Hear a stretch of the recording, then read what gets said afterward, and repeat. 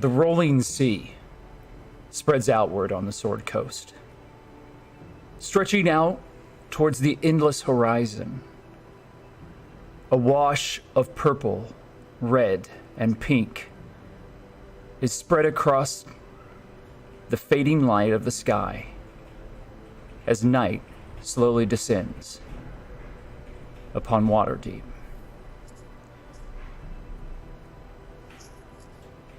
Far on that horizon, scattered like leaves, are the sailing ships, merchants, galleons,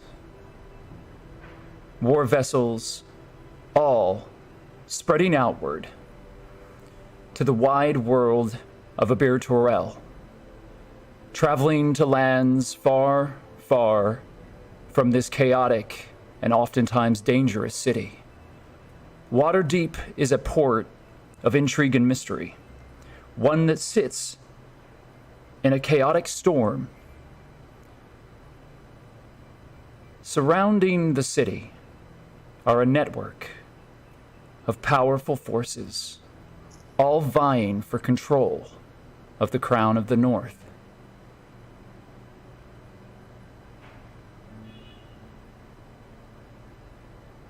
It has been like this for as long as anyone can remember.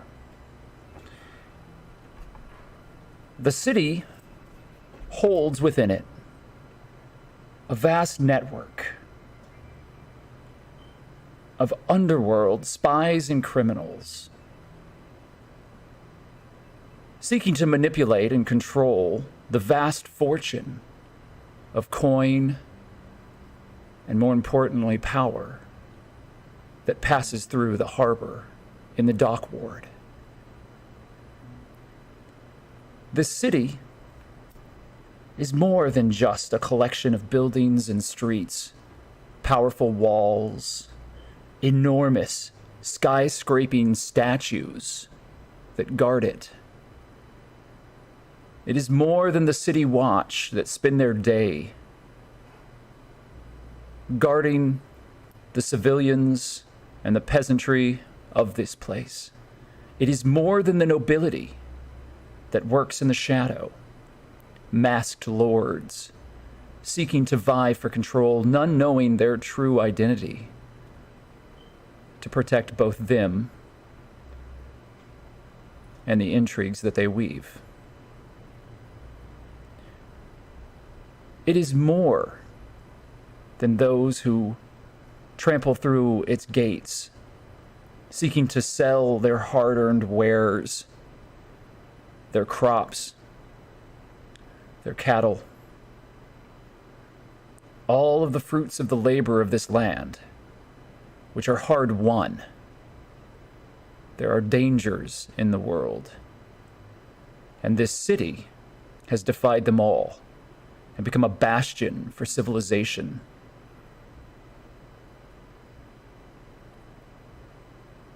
This city is more than it appears. And as the sun finally sets and the wash of brilliant colors spreads out in the sky,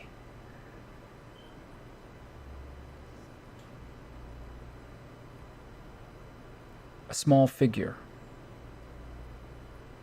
stands in the rain in an alleyway near a burnt tavern. The shattered remains of that place, a recent scar upon the cityscape. At the foot of the small figure is a tavern sign, charred, with a very carefully painted golden owl upon it. In the rain, the figure's cloak covers them and keeps them warm. But it does more than that. The small figure looks across the desolation that has been wrought to this place that he once loved and knew well.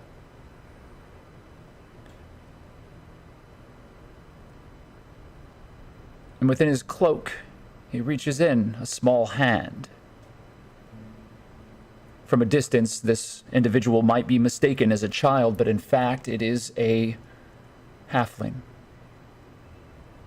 A man.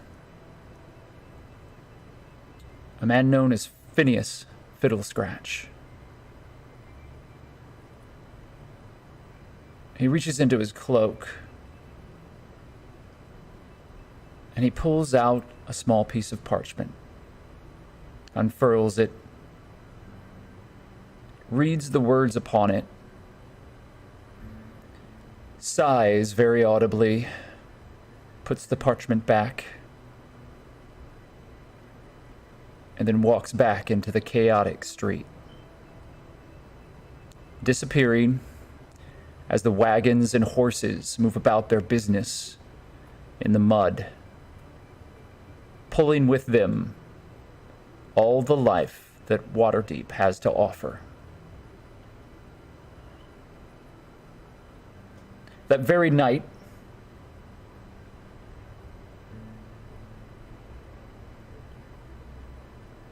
a young group of adventurers decided to make their way to the taverns to enjoy, for the first time since arriving in Waterdeep, some of the entertainments that the city has.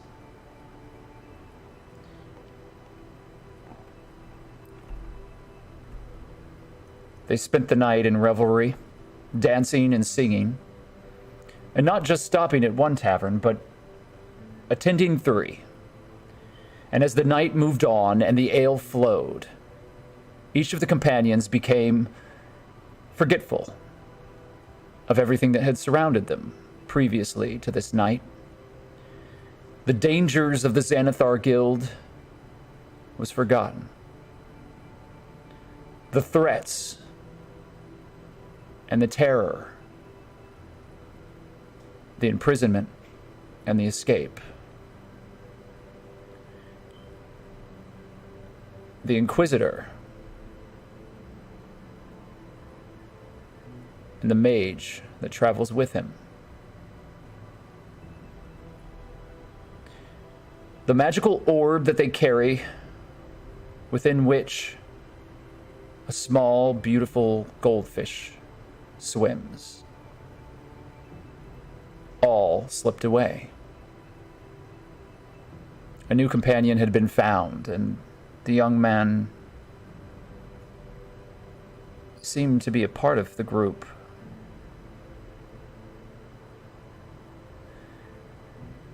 But something, as each of them moved through the streets, enjoying their drink and song, something wasn't right.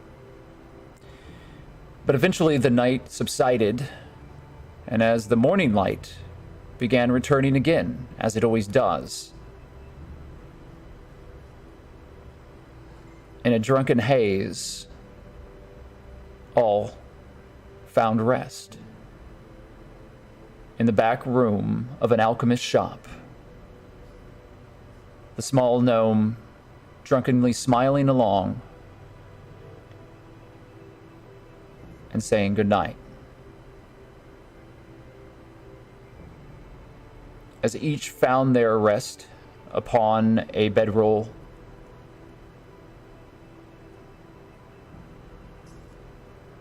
sleep took them.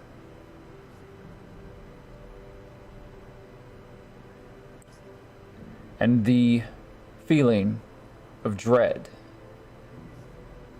increased. I'm not sure about like during, but definitely when everyone's settling in, Maglow is like has like this big fucking vat of seemingly random items, and he's like, "No, drink this because it'll make you feel better in the morning. If you don't drink, and then you're gonna be super hungover, just fucking drink it." It's like a cure-all, and it always works every time. You just and then he what did you put in it? They're like, why? You told me the story about your flying potion one time. I'm not sure if I want to be drinking everything. That was Willow. How many times did I fall down? 32. Elder, finally. To be fair, you're not it was my real dad. To be fair, 5 of the 32 times was me pushing you over, but you fell over on your own 27, I think. Yeah, didn't Saray like counting. kneel down so that way when you pushed me, my knees would buckle? Oh, No, that's just you falling. Hold on, what's that? No, I kept asking her, she wouldn't do it. I kept. I am surrounded. I once tried to, and then I tried to push Saray over so then I could push you over, but Saray moved out the way and I fell over. I smacked my fucking head against the side of the fucking road. And a little fun. Sleep finds you, Okay. and all the revelry slips away into the early morning hours. And within Rosy Glimmerspark's shop, memories begin to stir. Where are you? Show yourself to me.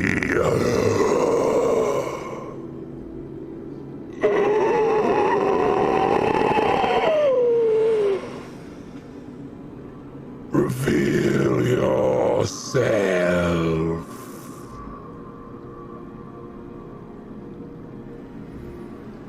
There is no peace in the sleep that comes,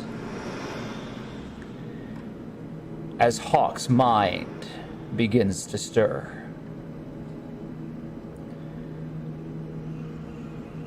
The cavern stretches before you. You are alone. You have been now for days. You are covered in filth, mud, dirt. Your blood, the blood of your enemies, and the blood of your sister. You are lost and hungry, and the caverns are endless. The glowing moss that surrounds you casts a purple light. It pulses as if alive, and you've begun hearing things in your mind that's never stopped.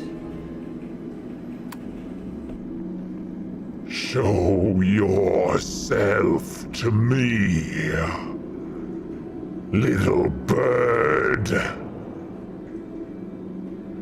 Reveal yourself. I cannot be denied. We are everywhere. You do not remember Waterdeep. You do not remember those that sleep around you, Hawk. You only remember that you must escape the Underdark, and that you don't have much time left. What do you do? I'm definitely shaking, shivering. I'm just gonna try and book it down the passageway as much as I can, in spite of my injuries. Are you being quiet?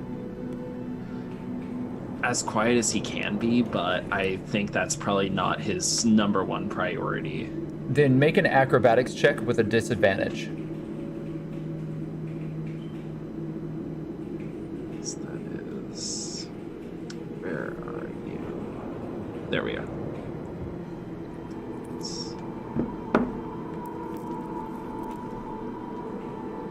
That's an 8. You stumble forward. You don't fall into the water before you as you stumble across an open ravine that spills you out from the corridor into thick, black, deep, murky water that sloshes up at your armored feet.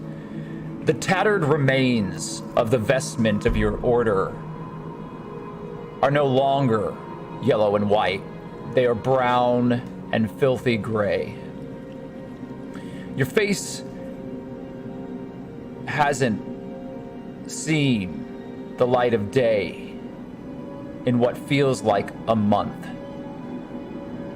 And this water, while it should be a welcome sight, fills you with an inexplicable dread. You're thirsty, but you're wary. There you are. We see you now.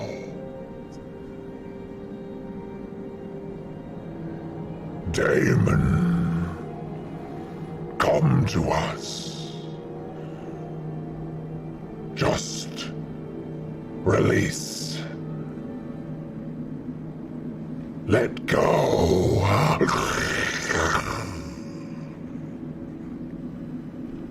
What do you do? I start shivering. I'm not going back. I'm not going back. And I'm gonna look over to the water. I'm gonna try and drink some before moving on. You pool your hands into the water, cupping them together. The water is frigid and cold, but also thick and viscous. Something's on the top layer of it. It undulates, and as you dip your hands into it, you feel the slime across the top of it coalesce, wrap itself around your wrists, and begin to pull you under the water. Make a athletics check, please, with a disadvantage.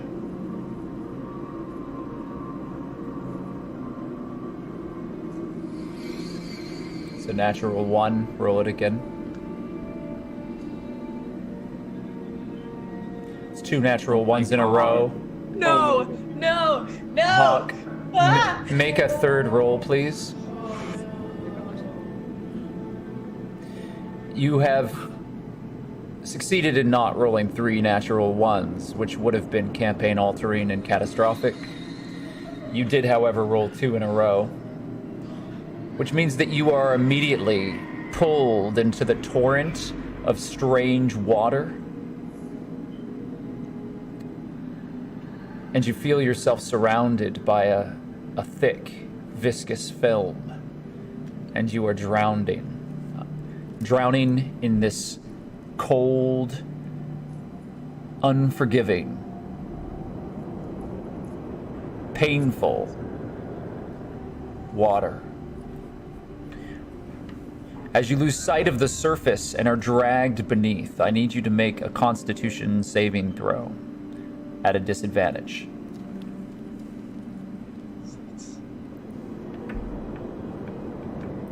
That's a failure. You begin choking on your own bile as you are gasping for air, and your eyes struggle and strain, but you see at the surface of the water, a wavering figure looking down upon you. You cannot see features. It is a silhouette. Someone is standing above you, looking down.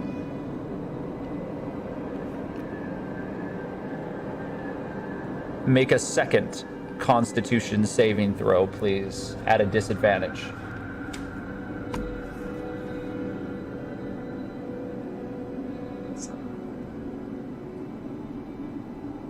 Oh, darn, sorry, I rolled it. There we go. That's a second failure. Immediately, you feel as if your lungs are going to explode as you realize this viscous fluid is forcing its way into your lungs and expanding within your chest. Your armor is pulling you further down, and it is going to become your tomb as it begins to enclose upon you more and more tightly. And as consciousness begins slipping, Hawk, you hear the voice. Good. Now you're listening to me. Where is it? Where are you?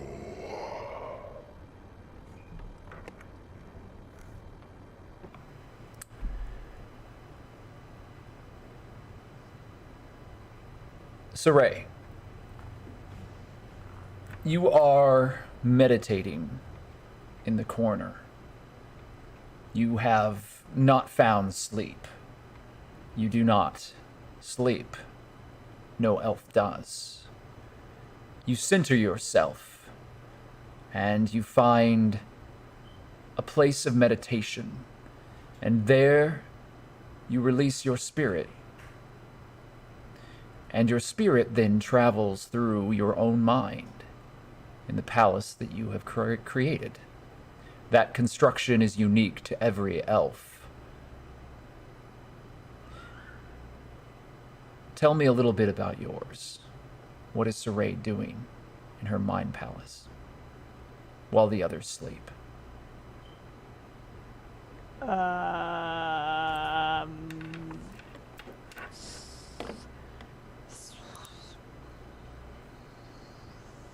That's a very deep question.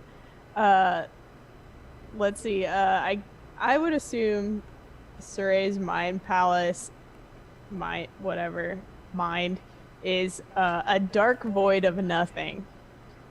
And I want to like think of it like in Stranger Things when Elle goes to the reverse world, wherever the hell that's called. The upside down? Yeah. Like similar to that in look, where it's just like this dark void of nothing. There's no sound, no nothing. It's just peaceful darkness. Are within this place. It is a reflection of the world around you, constructed by shadows. It doesn't have form, and you are alone here. There is sanctity and peace. Everything in the world is under your control, and you cannot be harmed here. You cannot be found. You are safe. None of the forces that have conspired against you, none of the dangers of the world, none of your past deeds can hurt you here. It is a silent, empty void, and it is yours. In this perfect control that you have found as you follow the instruction of your masters, those who instructed you in the ways, you have found the razor-honed sharpness of your mind. And like a warrior with a blade on a whetstone, you sharpen it. The chaotic jumble of bright colors and shimmering liquids, bubbling fluids, and magical tinctures within Rosie's shop slips away into the ether. There is no silence around you, but you have created this pocket, this protective shell. And within it, you sit in a meditative, cross-legged, seated position, with your hands resting on your knees, your eyes closed. The world, Waterdeep, everything disappears, and you are surrounded by the empty void. Until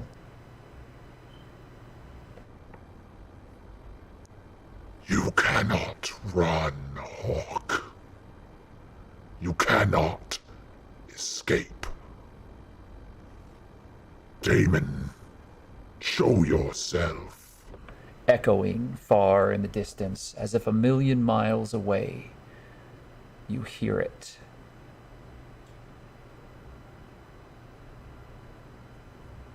What do you do?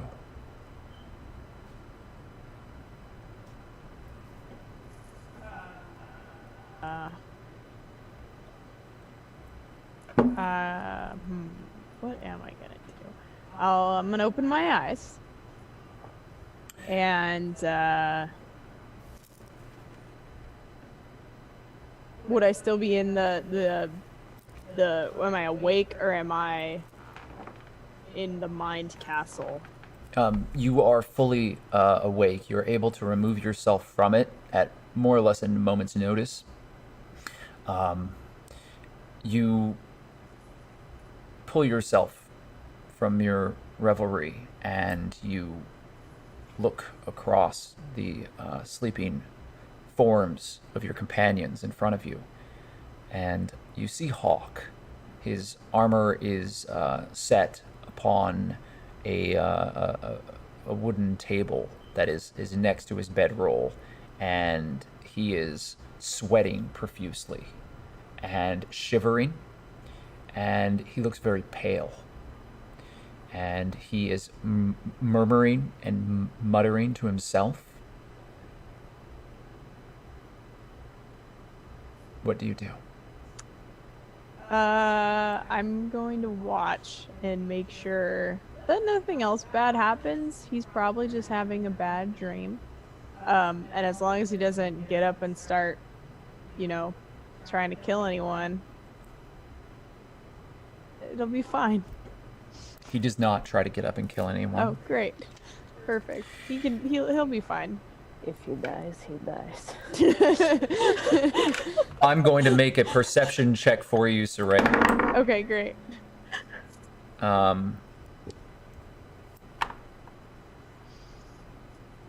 You do not notice anything out of the ordinary, despite the fact that he is clearly either ill or in the midst of a horrible nightmare.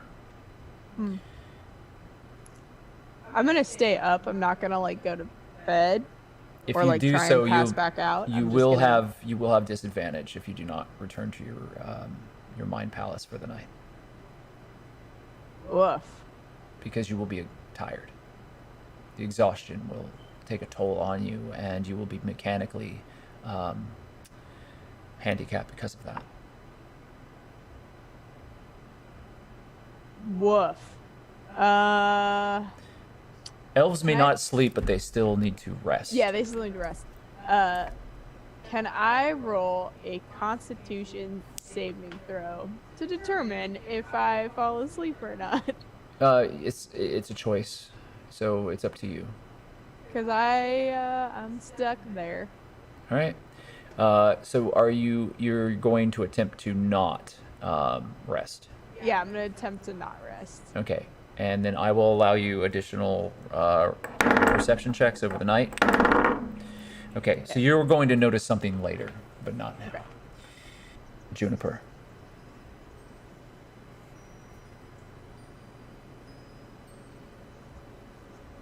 The Forest Father is with you. Sylvanas grants life. Walking hand in hand, Shianti, the Harvest Mother. Nature finds balance. Your meditations and visions have brought you to this damnable city. This collection of mortar and brick, wood and steel, the very weapons and tools used to destroy the natural world that you love so dearly, that your faith is based upon. Unlike other temples and religions, you do not need the structure of a building to find your God. No holy text is necessary. You need but open your eyes and ears and heart to the power of nature. The babbling of a brook will tell you the fate of the universe if you listen long enough. And the warmth of the sun and the rustling of the leaves can lead you to eternity. You are not removed from it, but a part of it. Unified with all things within Abir Terrell. But your path has not been unbroken, and it has not been easy.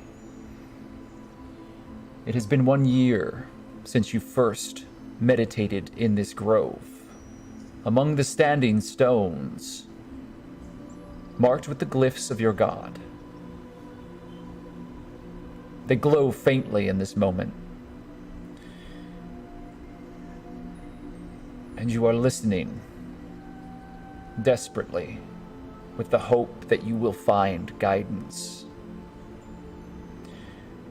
The sacred groves have been destroyed, attacked by outsiders who have taken much and left behind char and rubble. They have burnt the trees and taken much from the land. They have salted the earth to ensure that they would not grow back. Your shield is gone, and the vision that you've had of the elven princess has not returned. You remember clearly her voice and her face, and you know that she is part of it. Part of the turning of the enormous wheels of fate that have been set in motion. And you are willing to do anything to retrieve the mark of your faith, the shield that was gifted to you by the Forest Father himself. It bears his face, and it protects not only you, but the places like this grove that remain, unblemished and attacked by the hateful world outside of it.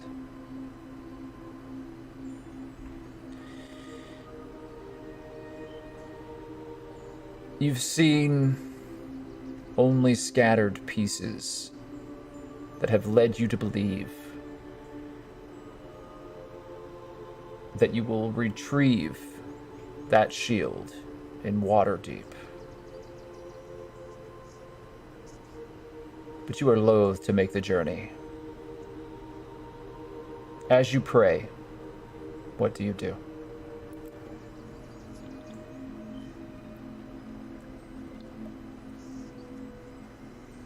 praying? Mm-hmm. You are within the grove, surrounded by the stones. The glyphs are glowing, and you are in the center. What do you do?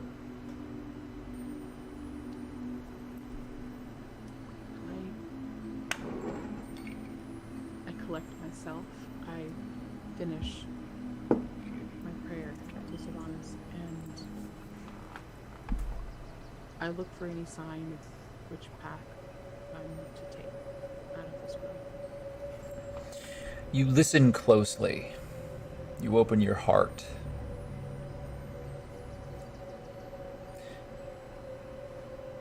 Make me a religion roll with an advantage.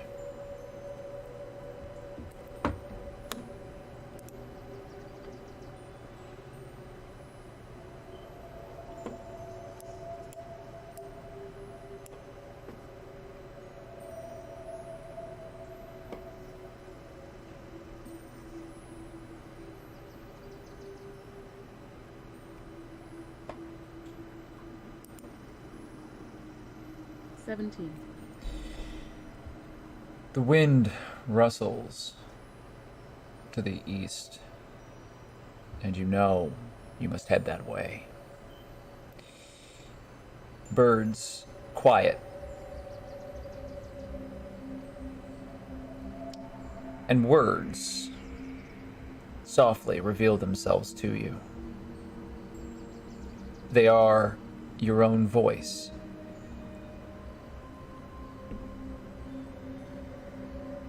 Find the Emerald Enclave.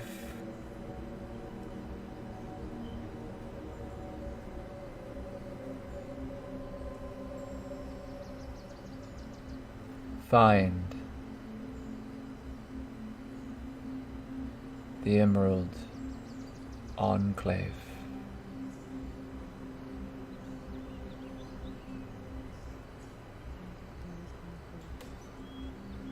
And this is my voice? It is your voice. It's very soft. It feels like it's whispering in your ear through gauze. And the wind continues to rustle to the east. I make my way east. And you turn and you begin walking. And as you do, through the corner of your eye, you see the shimmer of a form. And a young, fresh-faced, elven girl in a gossamer slip steps before you and holds out her hand.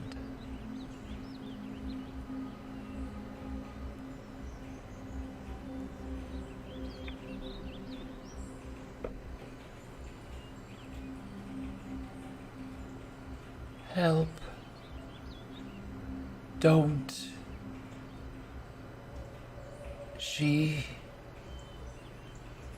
It's... Don't.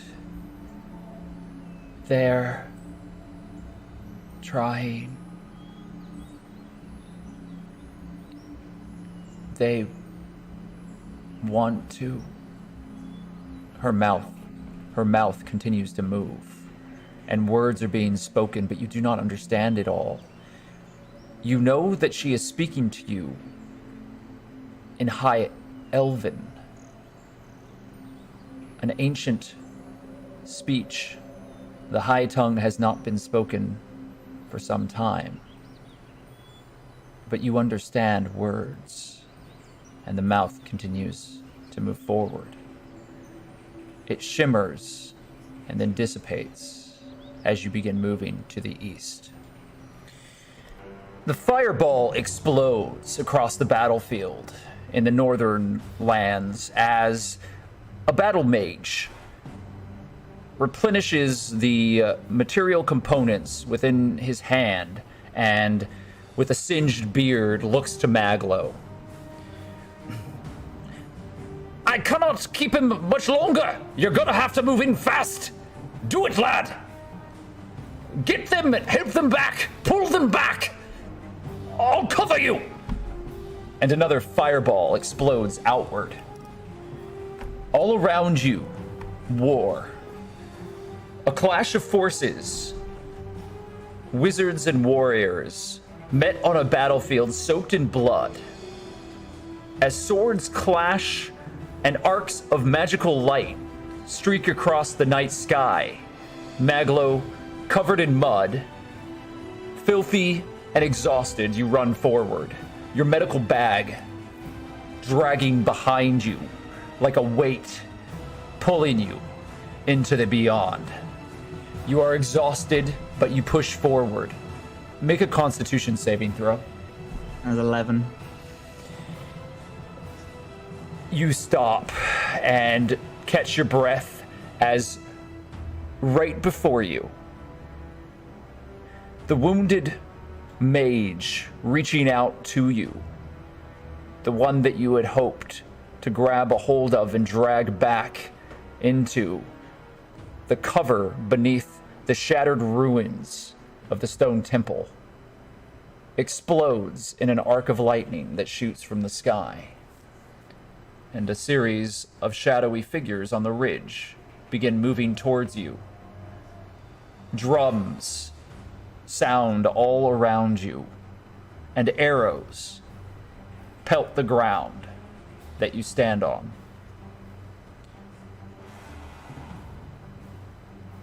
The mage has been incinerated. Where do you wish to go? Back or forward?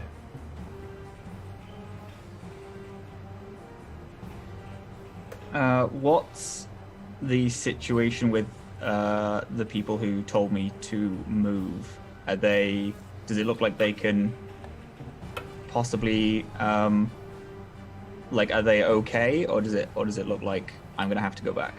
In the battlements behind you, in the ruins, the mages and remaining force of guardians that protect them have walled themselves behind the shattered bits of building that are providing them cover against the onslaught that surrounds you.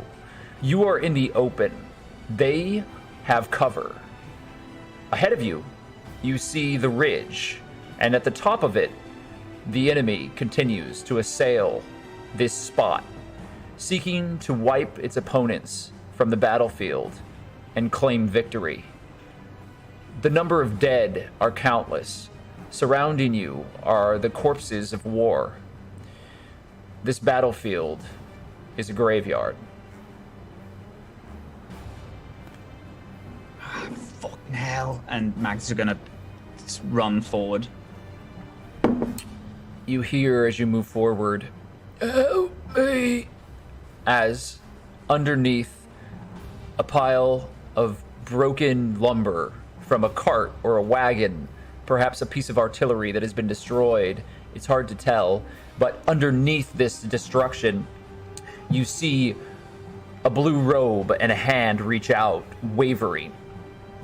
Help!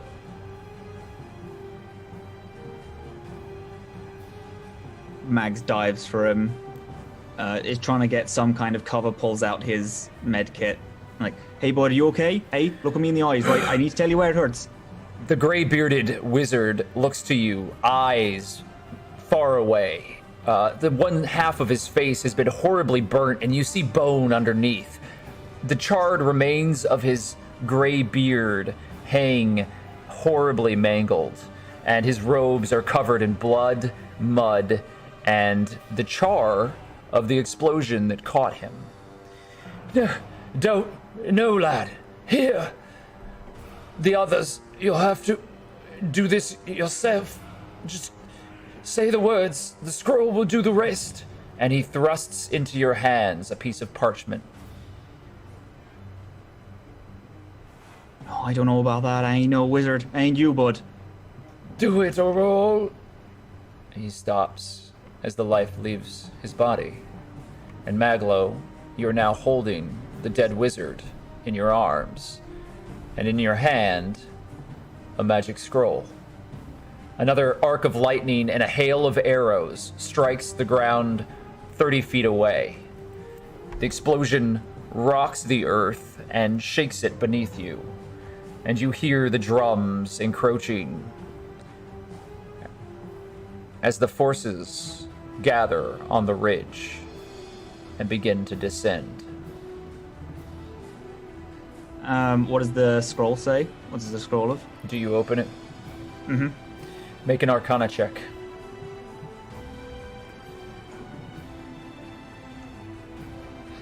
Is there any chance I could use a flash of genius on that? High stakes situation. Exhausted, tired. This is all that you have, Maglow. Use your flash of genius as you expend the last of any sort of middle energy that you have to deal with this situation. That would be a 17. The scroll unfurls, and you begin as if something unknown works through you. You begin deciphering the ink marks across it, the circles and the incantations make sense to you in this moment.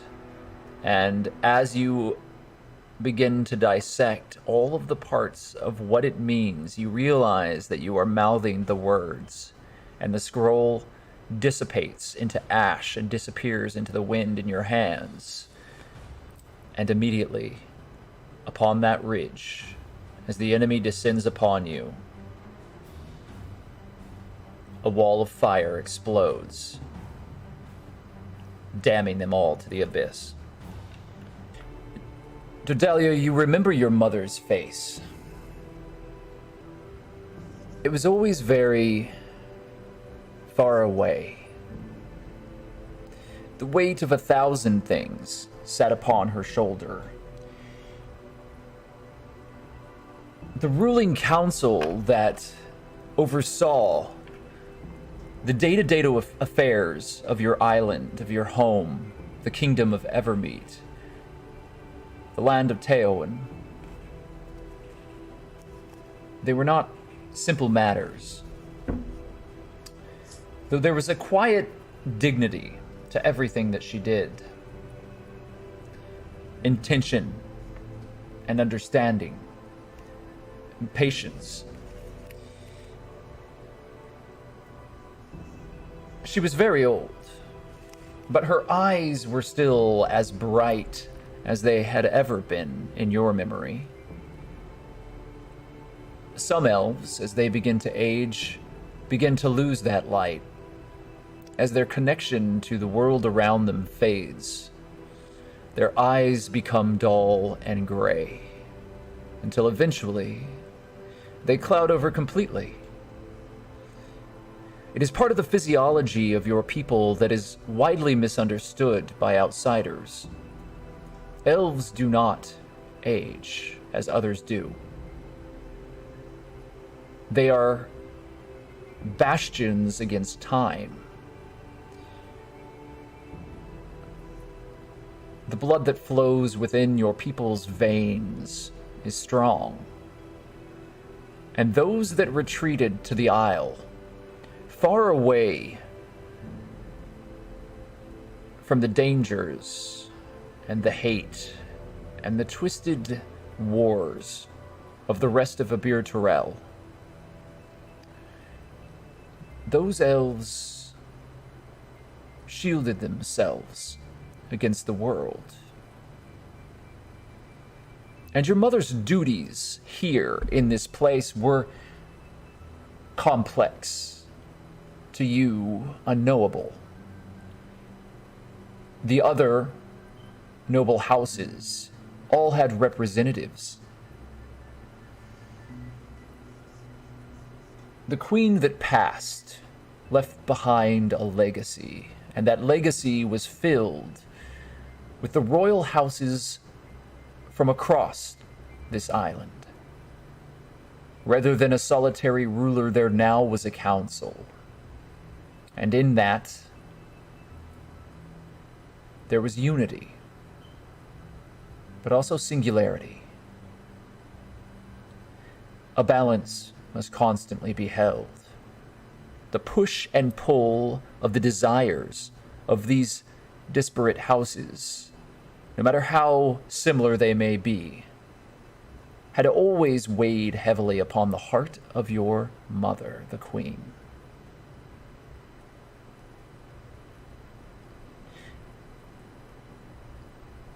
You've known a life of simple perfection, and though you've struggled, and your attachment to the weave has been questioned by those that teach you,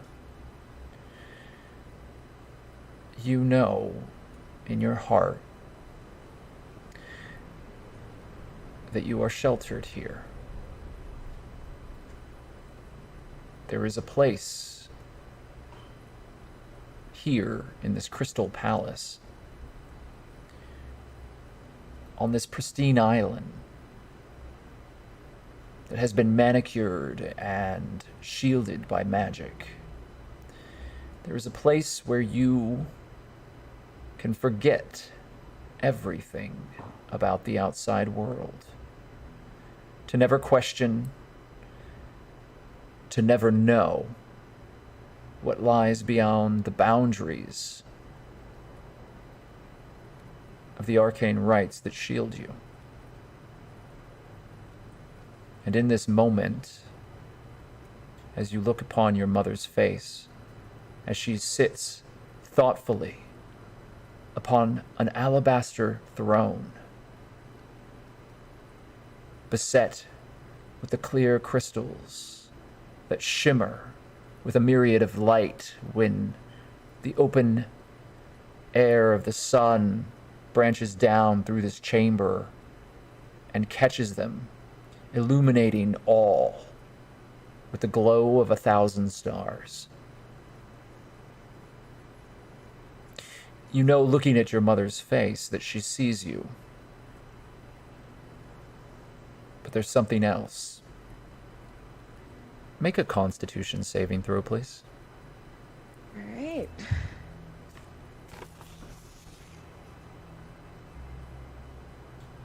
How did I do? 12. You feel strange.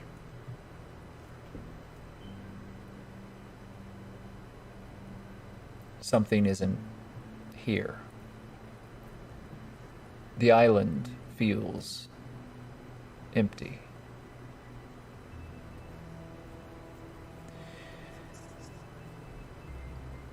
Your mother continues to look upon you, wordlessly. What do you do? And else in the room? Is it just me and her in the throne room, or? Just the two of you. Do I remember what happened? Do I remember entering this room? Do I remember my mother entering this room? You do not. Mother, how did we get here?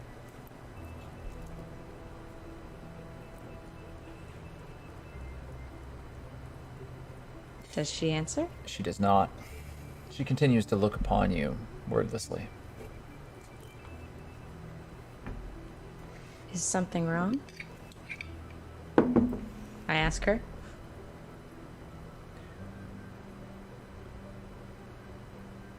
Where did you come from? In this moment, I'm unsure. Drill deep, child.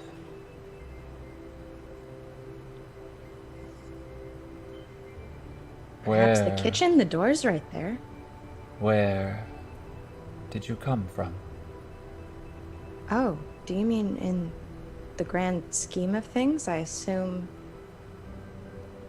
Pardon my graphics, but I assume I came from you, Mother. I'm trying to be funny, I apologize. Who are you? And she stands. And you see now the calm resolve within her face, in her eyes. You see something you've never seen before in your mother. Fury. Anger. Who are you? Within her hand, a sphere of light emerges. And she begins to summon a powerful arcane spell. What do you do? She's summoning a powerful arcane spell, or I'm summoning a powerful arcane spell? Are we both summoning a powerful arcane spell at the moment? Are you summoning an arcane spell right now? I thought you said there's a light coming from my hand. Your mother's hand. Oh! And she is standing in front of the throne, looking down upon you. Is there a pillar I can hide behind or something? You begin looking around and you realize that your gown is pooled around you. And your skin is twisted, and little claws are where the soft, delicate features of your elven hand once were. And you feel the big floppy ears that you have come to know all too well. Oh no. Is there still a pillar I'd like to hide, please? You stumble and you fall as you hide. And as you cry behind the pillar, you hear her footsteps coming closer and closer to you. Is there anywhere I can run? Where do you run to? I'd like to, I'm assuming I have like an underdress or something. I'm gonna start with my claws, like ripping at the fabric of my dress and like just very quickly trying to make like strands of the outer dress as I take it off and like tying it around myself so I don't trip over my own dress. And I'm gonna try and run through the closest door that I see. Make an acrobatics check. You got it, dude.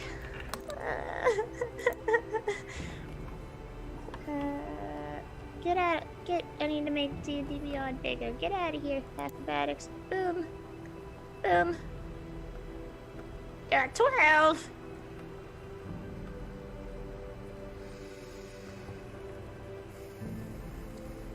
You pull yourself up and you charge towards the doorway. And as you do, the door slams shut in front of you, and your small form runs directly into it. You do not fall, but you have gathered your dress around you, and you hear a voice.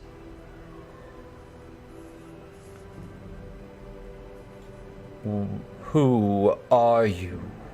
Answer me, creature. I'm your daughter. At least I think I am.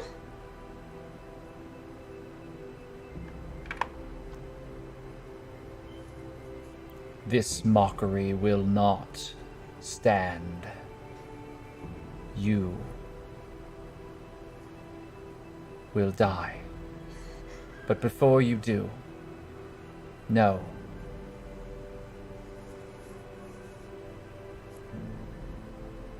that dress, this harm that you have caused, will be delivered tenfold to those who mock my suffering. Die. And with that word, you feel your form rack, and your entire body begins to desiccate in front of you. And you choke on ash as it shoots forth from your mouth, and your mother's eyes, looking upon you, glow with an internal light and energy as the power of the High Elves of Evermeet is used upon you as she casts Power Word Kill.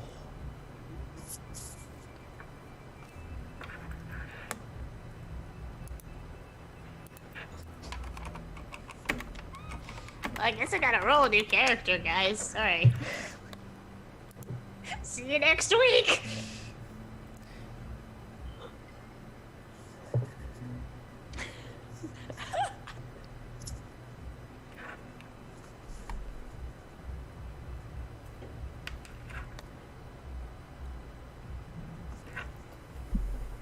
As your body begins to desiccate and you begin to die, You fall to the ground, choking.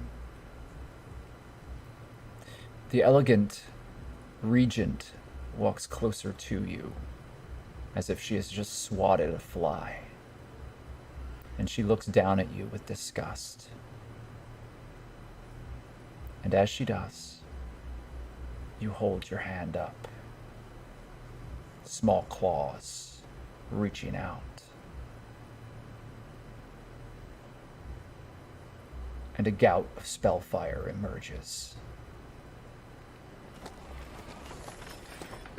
Calder! Oh. Seems your new friends don't know how to drink. Each of them still slumbers within this strange alchemist shop. You decided to get a little bit of breakfast and find yourself another cup of ale. You've been walking through the street for about an hour. The rest of them are still exhibiting their weakness when it comes to the tavern arts. You do have free reign of the city. You're able to travel from various areas in Waterdeep fairly quickly. You have enough coin to make your way about. What would you like to do? I guess I'm gonna get these bunch of lightweights some greasy food. You find yourself at a stall with a very peculiar-looking dwarf. She stands before you, and she has a full red mohawk with two pigtails that have been kind of braided on the outside to kind of stand directly out. She looks like she's been electrified, but the front of her face is painted with a bright blue adornment, and she has earrings that have been pierced into every part of her ears and nose. She is currently selling in a stall not too far away from the Court of Stars, where the alchemist shop resides. She has in front of her a number of very thick-looking ham steaks that have been fried and are just dripping with grease, and they've been hung up on hooks, and there are little boiled eggs that are laid out on the mercantile counter as well. And as you step forward, she kind of like looks you up and down. I suppose you've been sailing, eh? You look like a sailor to me. Well, yep, yes, thank you, I think. Is that a compliment? I don't know. You take it as you like. All right. Fair. What could I help you with today? I would like... Can you tell me how much one of these steaks and one of these eggs for... pauses for a second. How many are we? 1, 2, 3, 4, 5. Do you count Rosie and Bone Splitter? Oh, yeah, why not? Well, you would count Rosie as half and Bone Splitter as 3, yeah. Yeah, okay. I'm just gonna... You know what? He doesn't count that much. 10 people. I'll divide it up later. Oh, yeah, well, yeah, we got a very hungry crew, you know? You're traveling, you're probably just made it off the docks, yeah? Huh? Well, I just met up with some people. They can't hold their ale, you know. Don't I know that story? And I don't know where they came from. She bustles about, and she gathers up 10 of these steaks and 10 eggs, and puts them all together in a burlap pouch for you, wraps it up and ties it with a piece of rope, and then hands it to you, and you spend 2 silver. All right. Cool. Great. I put an extra egg in there for you, lad. Oh, do I look like I need the protein? You do. You're very thin. You be careful. Fair enough. Thank you very much. What's your name? How can I thank you? Grimbold. Grimbold? Grimbold. All right. Well, thank you, Grimbold. Yeah. Maybe see you around. I'll be here, you know. Be careful. Okay. Yep. Thank you. And you kind of wander off. I'm gonna make a perception check for you. Okay. Like she, right? I don't know. Grimble, yeah, Seemed very she. nosy. It was a she. Dwarves are very fluid in their own way. personable. Yeah, it's interesting. So she kind of like nods to you as you go off, and as you begin walking back down the Way of the Dragon, which is the current thoroughfare that leads you back towards this very large, flat stone keep, and it is the keep of the magistrate, and it is used for judicial purposes here in Waterdeep. You're very familiar with it. You have a lot of friends that have been locked inside of it for what others call crimes, but you feel like maybe, well, they were probably criminals, but the real crime The was law's that. not always equitable here. No. We know this. Yes, it is. It's a difficult thing to navigate. So you don't like being this close to that building, lest you find yourself within it. And you've been trying to duck low because you do know that you have a number of bounties on your head. And if anyone were to find out the captain that you were sailing with, there would definitely be problems. Yeah, that's why I'm trying to have a nice day, bye-bye. Okay. As you make your way back to Rosie Glimmerspark's tent, and I say tent, but it's sort of a loose, ramshackle assortment of building parts that have been placed within the tinted area of the Mercantile Court of Stars.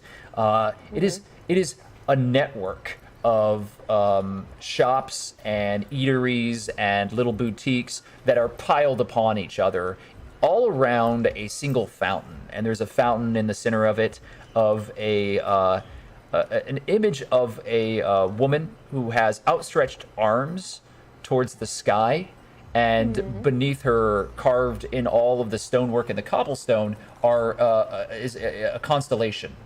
And it's the constellation of the night sky, which is why it has the name Court of Stars. Not very creative, but it is how they have dealt with it here in the Southern Ward. So as you walk across these cobblestones and the life of Waterdeep spins around you, you blend in without an issue. Unremarkably, you disappear into the sea of people. And Calder, as you get closer to the alchemist's shop, you notice that there is a figure standing in the alley across the way, staring at the building. What does this figure look like? Is this like a spooky figure or like a street person? It looks like just a person in a cloak. You can't see features, and they're just standing. It's a dark, unremarkable gray cloak, and they're standing and looking at the shop itself. And so I guess, wanting to lay low, but he's also a confrontational dumbass. So, guess we'll just like glance, like, hey, you all right, buddy? The individual looks to you with a bit of a start, and you do see their face now as they make eyes with you. It is a very broken-nosed looking individual with a rough jaw and a black eye. They look at you. What's it to you? You got something to say to that establishment there, or what's I don't care about that. I don't care about that. No. What makes you think I care about that place? I hear that the figure looks around. I'm gonna make another perception check for you. You can roll an insight if you like. Okay. Oh boy. Yeah. Let's try this out. Oh. I don't know. That's a 10. You're not sure what this person's about. You don't like it, but you really can't get a read on them. Look, I'm just here, minding my business, waiting for a friend. Why don't you take your scrawny legs and use them to walk away from me before I rearrange that pretty face? And how's that worked out for you in the past there, buddy? You're testing me. I'd keep moving. All right, well, good luck with your studies. Just like goes into the shop, I guess. And as you walk in, you notice that the figure he turns and he walks away as you walk in. And so you're now in, and as you enter into the brightly colored tent, there are pastel colors everywhere. There's a shimmer of kind of like a vaporwave light that kind of undulates between all of these bottles of pink and blue and purple, and they kind of shift throughout the entire space. Some of them are functional potions, but it seems that the proprietor, Rosie Glimmerspark, who is a gnome, she has decorated the space so that it is always illuminated with this very magical and very bright, cheerful lighting that kind of follows you along. And it pulses kind of as you walk. So as you walk through the shop, it gets brighter around you and darker behind you and in front of you. Yeah. And behind the counter, you see standing the large form of Bone Splitter, who wasn't around when you first left this morning. It was almost dark out when you walked out. The sun was just rising, which honestly wasn't that long after everyone kind of came back and crashed in.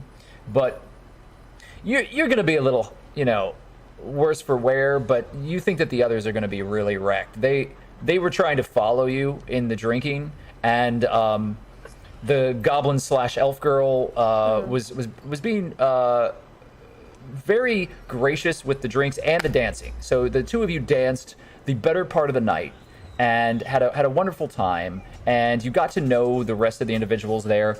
The first thing that you learned was that they are not professional drinkers. So with that knowledge and the ham steaks in hand, Bone Splitter looks to you.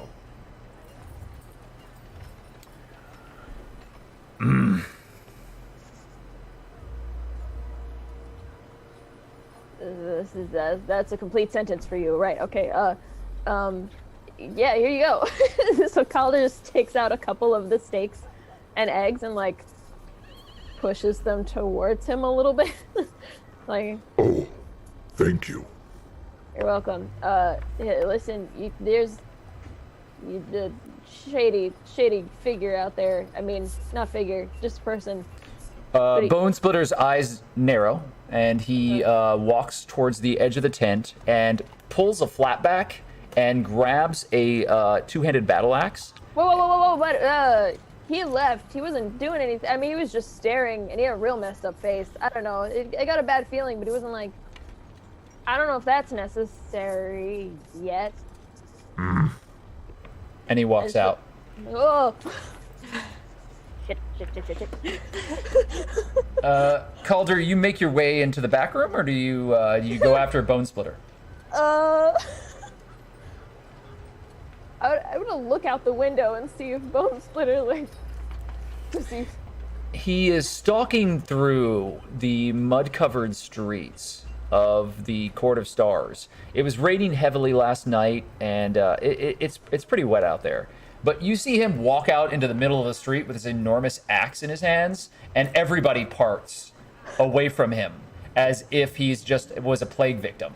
And so there's this void in a very crowded street where this Goliath steps forth, looks around, and then looks down an alley, turns, and then walks back, kind of coming towards you. Okay. I mean, I guess either way, you'll be fine, and that's following him around is definitely not a way to lay low. So I'll just go into the back room with the rest of the sack of food. Okay, Saray.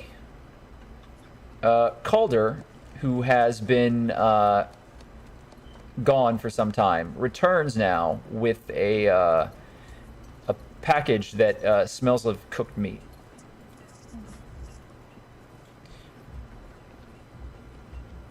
Everyone else is still asleep. Okay. I'm gonna, I guess I'm gonna get up.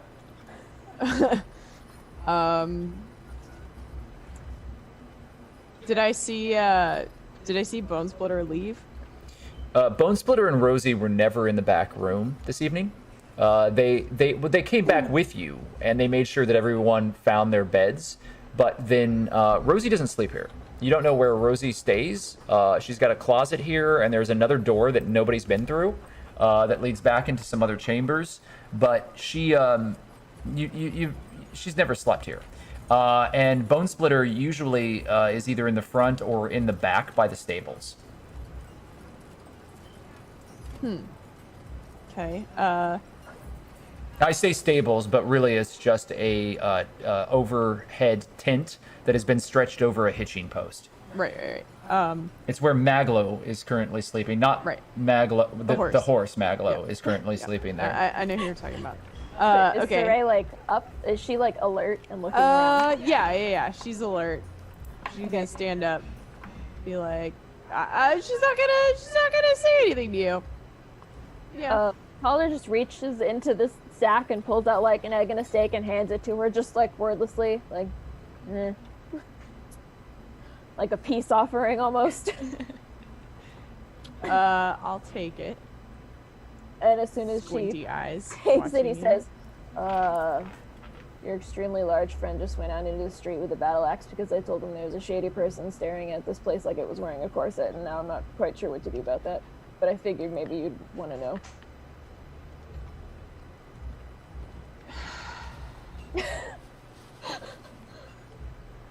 I'm gonna hear that, and then I'm gonna put the sandwich down on the table, and I'm gonna go out to check on Bone Splitter. But I mean, it's a finger food. You could take it with you. All right, that's not gonna keep. Or maybe it will. Is there one? First of all, I'm assuming that once midnight hit, I turned back into a pumpkin, so to speak. Like the potion wore off. You are, all of you are asleep. I need everyone to roll a Constitution saving throw. Everybody who's asleep.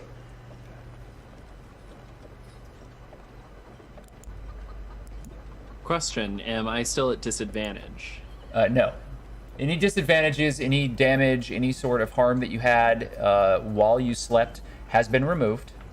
You are not dead, Doddle. But you do need to make Constitution saving throws. 4. Okay. Do I feel a little dead? I accidentally rolled twice. What did you... We'll take your first roll, please, Mike. What did you get? 19. A 19. Okay. Doddle got a 4. Hawk got a 19. June? 12. 12. And Maglow? 16. Okay. Hawk, you wake up. And you look around and you are drenched in sweat. And it takes a moment. It's like you'd been hit in the head. You don't recall the dream. And you feel confused and lost, and you don't recognize your surroundings. And then you see all of the brightly colored bottles, and you see Rosie's workshop.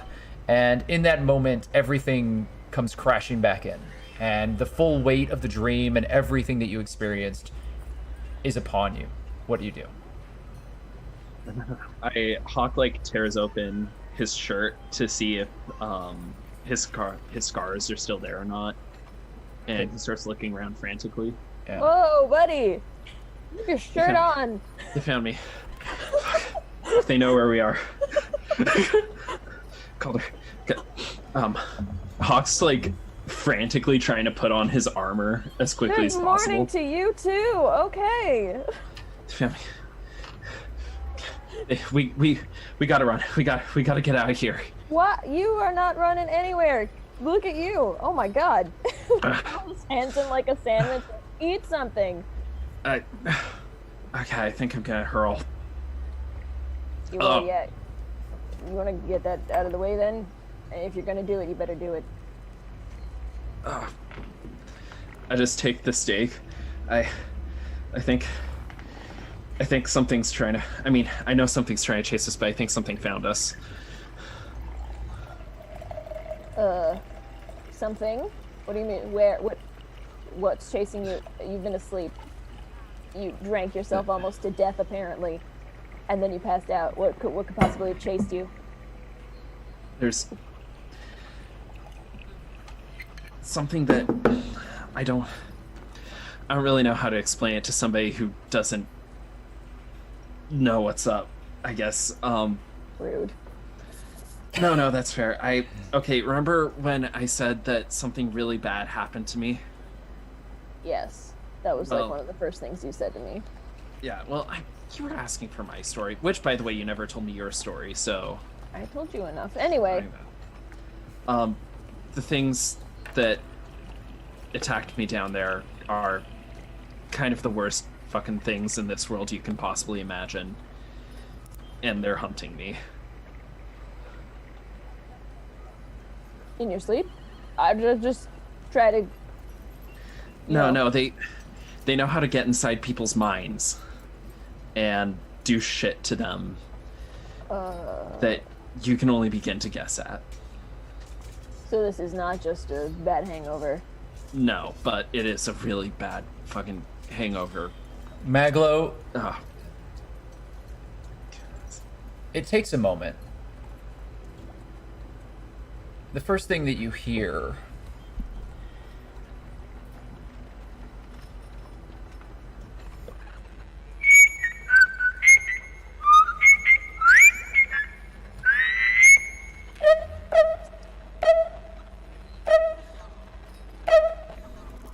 you feel the cold of brass against your face as the small bird-like feet of Busby walks across your face and pecks very gently at your forehead. You do feel as if you have been hit by the ale cart. How can I almost professionally drink poison and yet I can't just drink a normal drink? How does that make any fucking sense to anyone?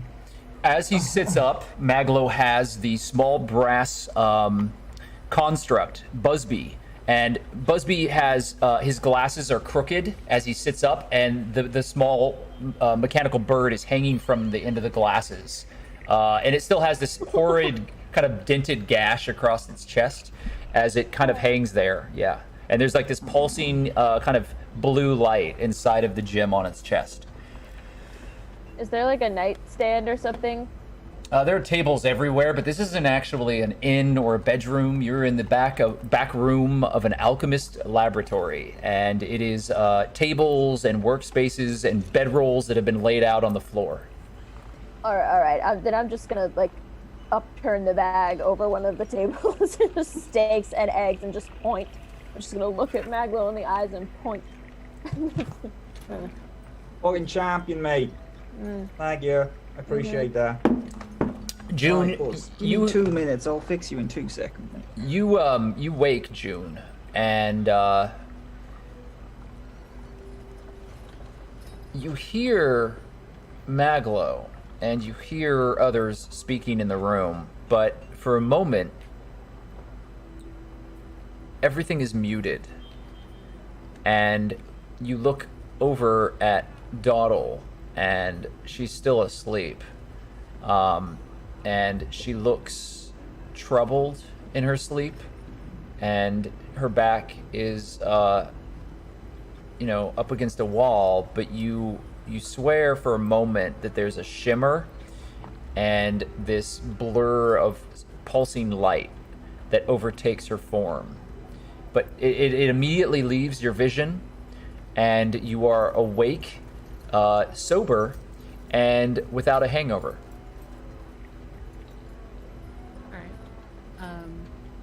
So just noticing that happen, June's gonna first collect herself, and she's gonna go over and just kind of squat in front of Dawdle and just kind of stare. She's inspecting her, but from an outside perspective, she's just straight up staring at this chick's face. Is Dawdle a goblin now? Yes. Yeah. Yeah. That wore Seasick off. child. Yeah. You didn't see it, she was an elf when she went to bed, and now there's a goblin there. Oh, Doddle's back to normal. That's good. Did you normal? So, Oh, oi. June, Oi, I'm no, gonna... that's what Doddle normally looks like. You remember we were saying that we had a goblin friend, and then when an elfin person came in, we were really surprised. Yeah, that's the guys. We need to. Oh. How's there? Just start packing, guys. We need to start packing. We need to get out of here. Oh my god. All right, calm down. What is... Okay. Why? What's wrong, Hawk? I think the mind flayers found me. We need to get out of here. Why do you think the mind flayers found me? The what? I can't explain it, but I heard them in my dream. You should have just called it that from the beginning. That immediately communicates the gravity of the situation. Well, Oh my god. not everybody knows what a mind flayer is. I don't know what it is, but it sounds real bad. Oh, wait, Hard Hawk, back. bud, Hawk, explain yourself. What? I don't know. I can't say it with words, but it's like they know where I am. It's like they were watching me when I was sleeping. It's like I was back there, and I could hear their voices in my head. And It's all right. It's all right, bud. It's all right. It's all right. Calm down. It's all right. Breathe with me. Breathe. Okay. Breathe in.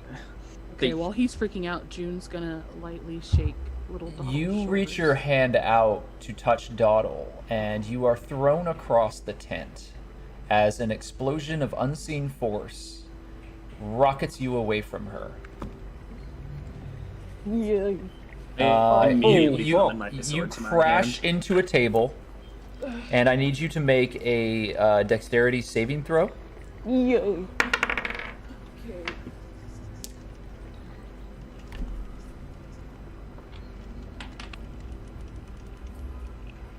If I told you that was a nat 1, how would you feel?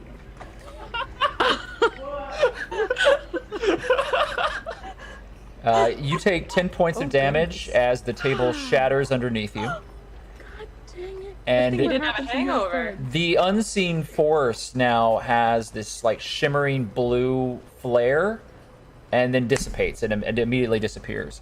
Doddle's little goblin hand is held outward when everyone looks back at her, and Doddle, your eyes are open, and the last thing that you remember seeing is your mother's face as it shimmers, and then you see June, but the magic has already been released. Oh. One question. Were we had a long rest, right? Yes, Okay. you had a long rest. I just you know. Yes, you had a long rest. Congratulations, everybody got a long rest. I will say, however, that Saray, you're currently going to make some rolls with disadvantage because you are exhausted.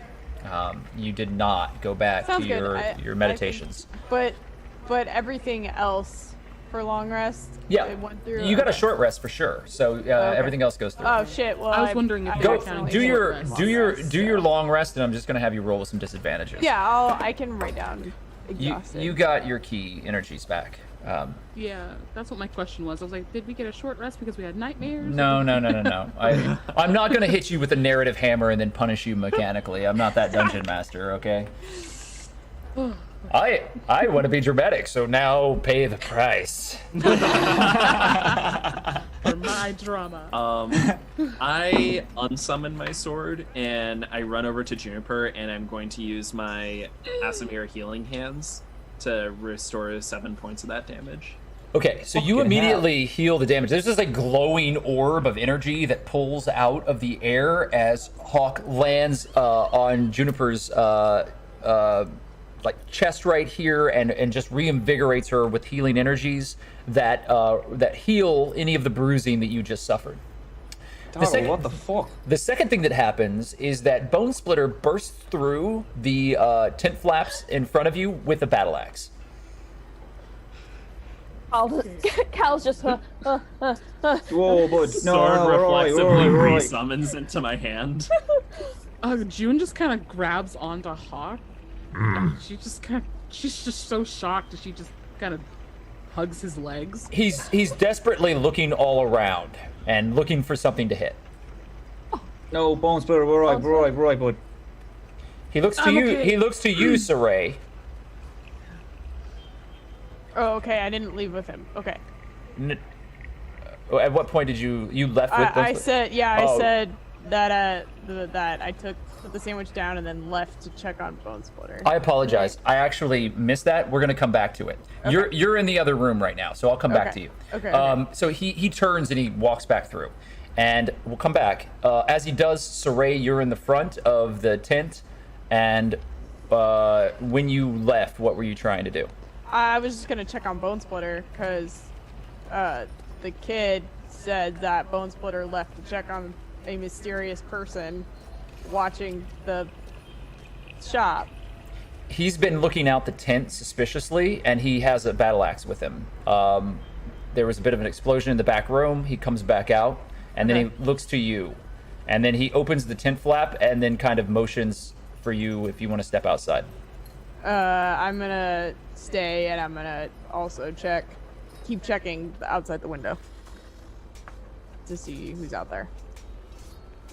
I'm going to take a look.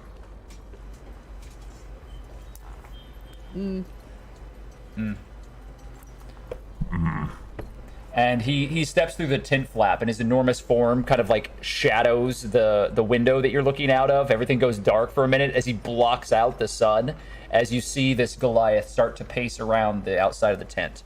I'm going to make some perception checks for you, Saray. Oh. Well then. Nat 20. Yeah. Nat 20. I did not. Yes. I did not re-roll it. I will. Bless.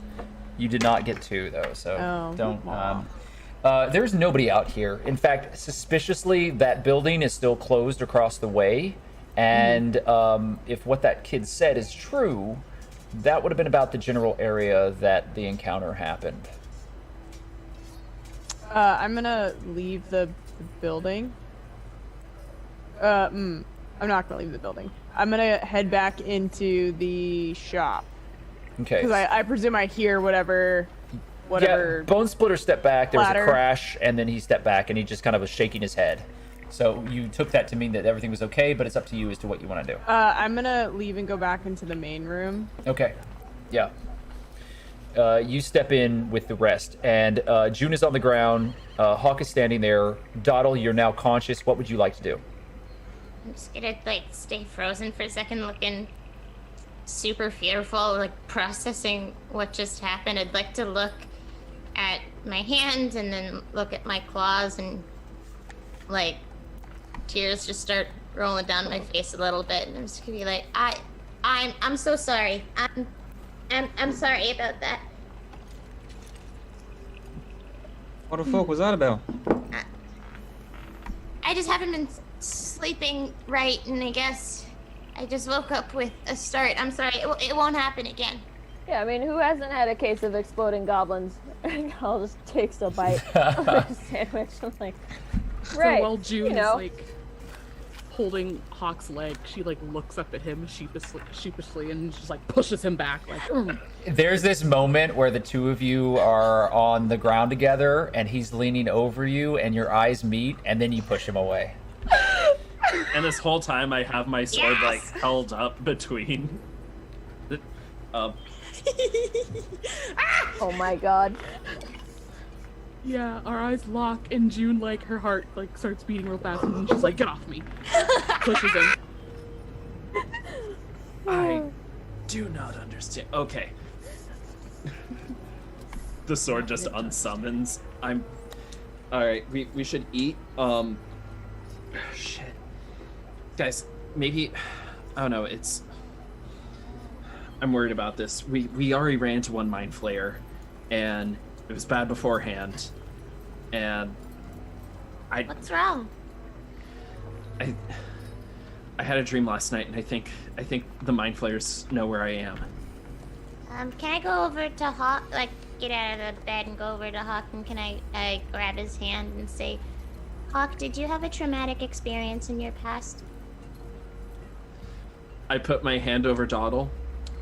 No, Dawdle. I use creepy runic swords, talk to ghostly creatures, and I wear black armor all the time because I had a wonderful childhood. I tap her twice on the claws. Are you when someone actually asks you, you're gonna be that way about? Okay, all right. Hawk, I don't appreciate your tone with me right now because I am trying to be a good friend to you, and that hurts my feelings. Right. Sorry, Dawdle. It felt a little condescending when you said that. Okay. Hi, Hawk. Hi, sorry, chicken. What's your name again? Harold. Harold Is the name steps- your damn yeah. chicken. I just woke up from a dream. Leave me alone. I'm gonna go back June to Hawk. gets up and shakes herself off and walks over to Hawk, and she's like, "Hey, so then what do you suggest we do right now? What is your course of action?" May I finish my thought? I wasn't finished. There was a chicken and he was snarky. No, it's totally fine. It's totally fine, Juniper. We've all just woken up. We're all hungover. It's okay. I'd like to tap Hawk's hand and say, Hawk, perhaps that traumatic experience is showing itself in your dreams, and perhaps you just feel connected to that very dark, negative time in your life, and perhaps it was just merely a bad dream that feels very vivid because of that psychological damage that those events have caused. No, Doll, it's not just a bad dream. These are How do you things know? because they have literally been inside of my head before. And they're the type of people where once they start looking for you, they don't stop until either you're dead or they're all dead. Yes, Calder? You just exploded. Oh, Yeah. I feel like we're not addressing Yeah, I feel like we thing should in the thing in the address- room. But I'm saying, like, you just exploded. Is can- that also just a bad dream? What kind of dreams do you guys normally have? Oh, well, Calder, allow me to explain. First of all, I am Skull Green now. I wanted you to process that correctly. Yeah.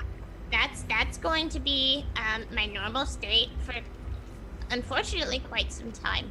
But I can explain. In my dream, I was in a high intensity situation, and you know when you like pee yourself in your dream, it was kind of like that. But instead of like swimming in the ocean, I was literally in the midst of battle. And so when I woke up, I must have just like, ah! You know? Okay, fair enough. Alright, sure. I also haven't been sleeping well quite recently, so... Question for the DM. I would assume by this point, Juniper knows that high elf chick is Dawdle. She put two and two together. Like, she's not. I don't think I that would you say. could. Yeah, I don't think that you could miss it at this point. Yeah. So I think that it's all in your mind. Like, you're somebody who operates on faith and intuition. So I would say that you probably knew before this. This is not like a new revelation to you. But also, last night, I didn't exactly look like me. I looked Right. like an elvish girl with quite similar features in a completely different dress. Yeah, it was very similar to the imagery that you've seen in your visions. And after hearing Dawdle say that she was, discovering that she was an elven princess certainly Right. put you upon the mental Put it path on. that this is probably all tied together. But you've relinquished yourself to the winds of fate. You know, you do that all the time in your practice. So you think that you're in the place that you need to be in, and now you have the shield, which just kind of sends it home. That just changed. That just changed some things in June's mind about Dawdle. So. Good. This is all supposed to be dynamic, so I'm glad that things are changing.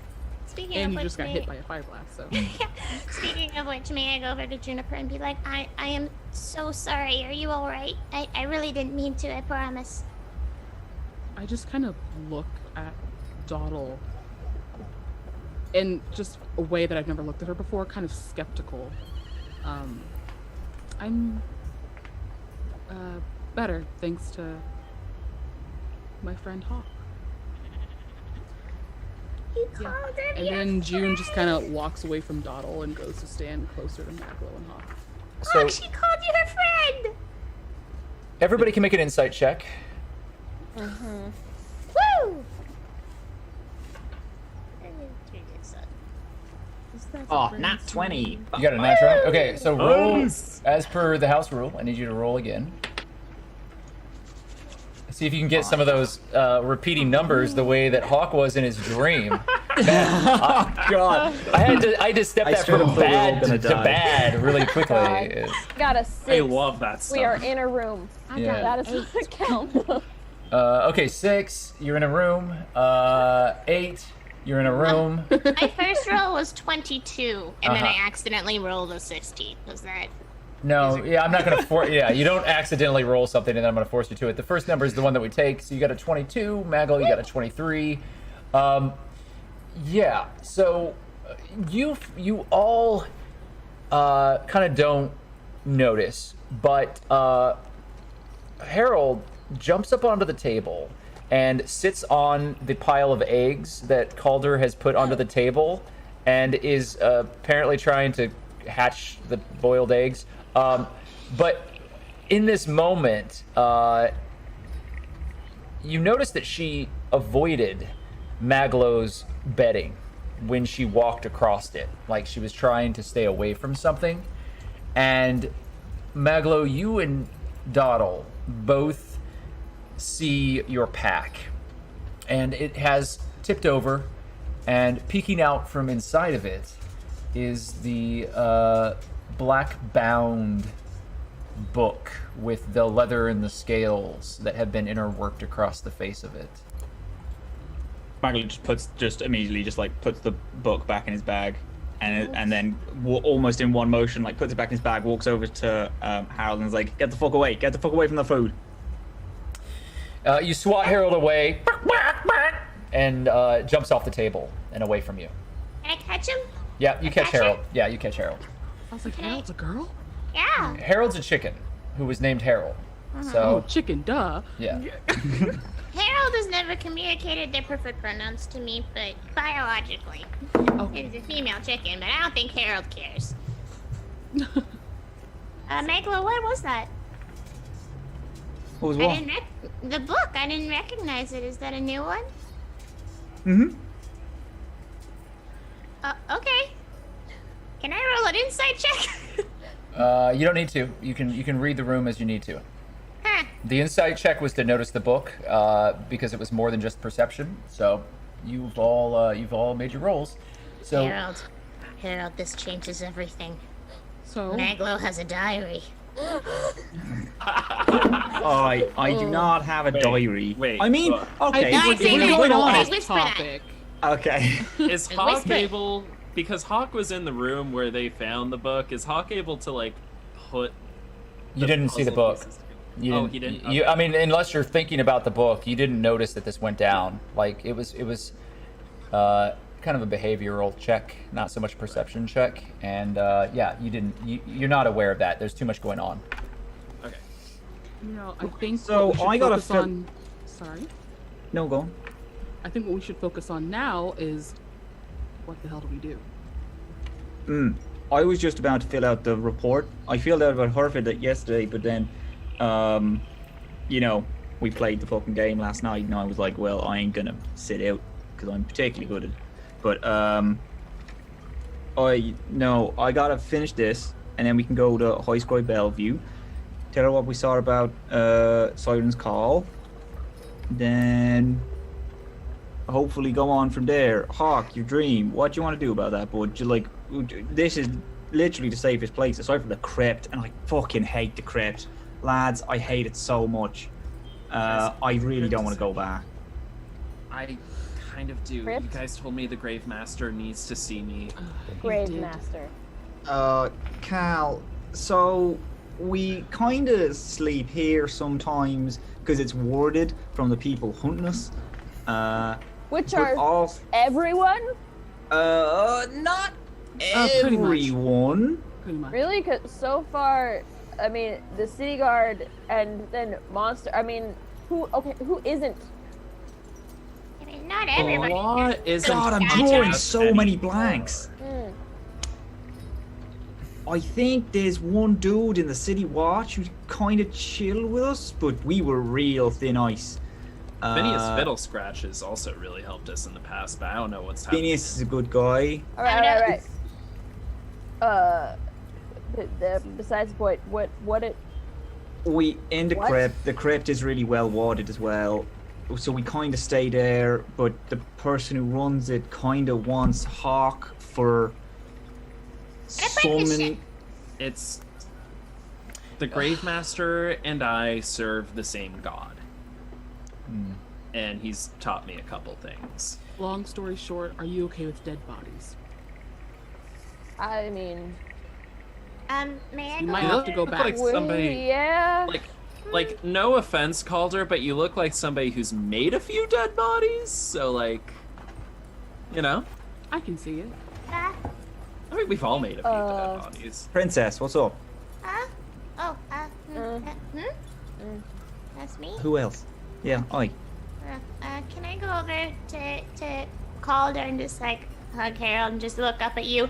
I have above average sized blue eyes that take up like half my face.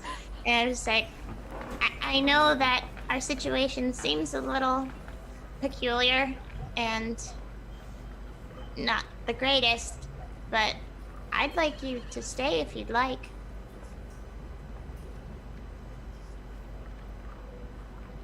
Len, we're doing stuff on the Siren's Call anyway, kid. You might as well join us. June's in the background, just kind of doing one As of these. soon as he says that, Cal goes, okay.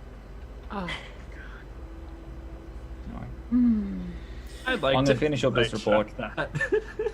Huh? So Bone Splitter walks back in, this time through the back, over where the hitching post and the tinted stable area is. He walks in and looks to you, Saray. Oh, okay. Okay. And then he points his head back out to the alley. Yeah. I was as I come into this room, I very directly go. I'm very directly trying to get to the back door and get out of the building so I can look around.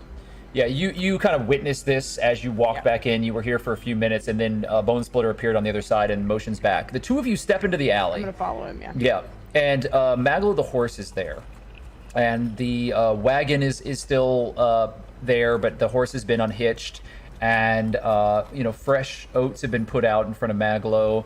Water has been provided, and generally the area seems very calm. You can't stay. I figured. That sounds fair.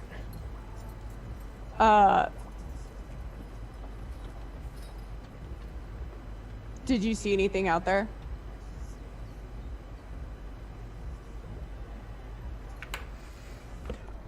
Rosie would keep you.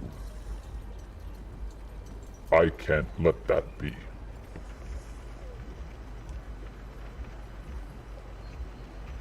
I understand. But did you see anything out there? No. But that doesn't mean it's not there. I agree. Well, I'll gather them all and we'll leave immediately.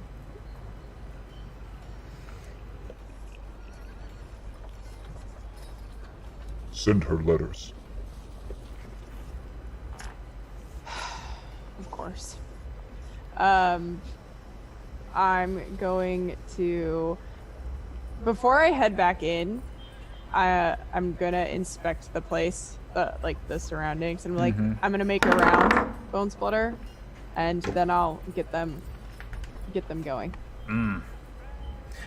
You make a round across the tent, and yeah, actively there's no one here that's watching. It's very clear, but you feel that in itself is suspicious, and you find that the other stall across the way, that the one that's been shuttered now for a couple of days, you find that suspicious.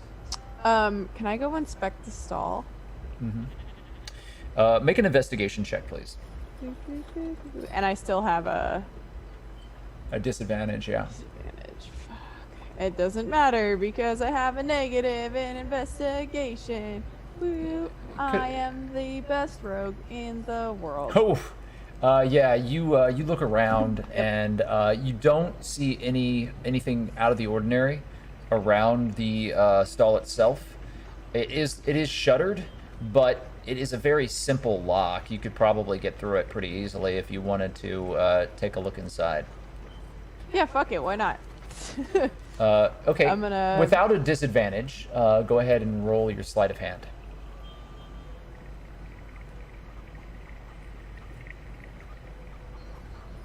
You manage to open the lock, but you do break it in the process. So Alright. The door's open, but it's going to be clear that the stall has been broken into. Right. The door creaks open. As you step inside, do you go inside? I want to, before I go inside, I want to investigate and see if there's anything suspicious or out of the ordinary, like a trap or, I don't know, anything. Okay. Wouldn't make me not want to walk in this room. Yeah, there is a heavy silence on the stall inside. There are flies, and it stinks. Great. I'm gonna step in very carefully with my spear at the ready. You do so, and on the ground you see the rotting body of the merchant who you had seen here days ago, selling fruits and fresh vegetables from various farms throughout the outlands outside of Waterdeep. She was a kind woman, elderly, and she had very bright green hair. And that green hair is now in a pool on the ground, and rotten fruit and her blood are scattered, is scattered across the floorboards. And it looks like she has had her throat slit. Woof. Can I investigate the room, see if there's any footprints, how many people there were, anything that could... You get closer to her and you realize that the slitting of the throat isn't the only thing. Her green hair had obscured it, but it looks as if the back of her skull has been cracked open, and it doesn't look like her brain is within its cavity. Someone has mutilated this corpse. Can I roll to see if I know what it is? That did that? No, you don't know. Yeah, But I have no idea. Oh shit. Okay. a psychopath is what you're guessing. Yeah. Woof. Okay. Can I investigate the room more to see how many people, like, maybe what object was used to, like, if there's a murder weapon or... You can roll your investigation with a disadvantage.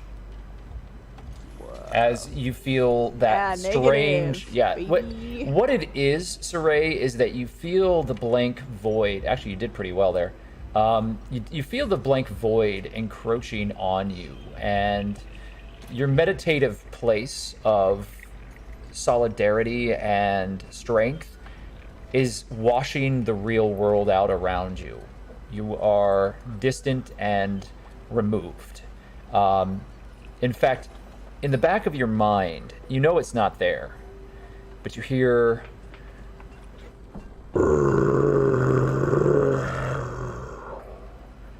as you feel as if the Manicore is pacing right behind you.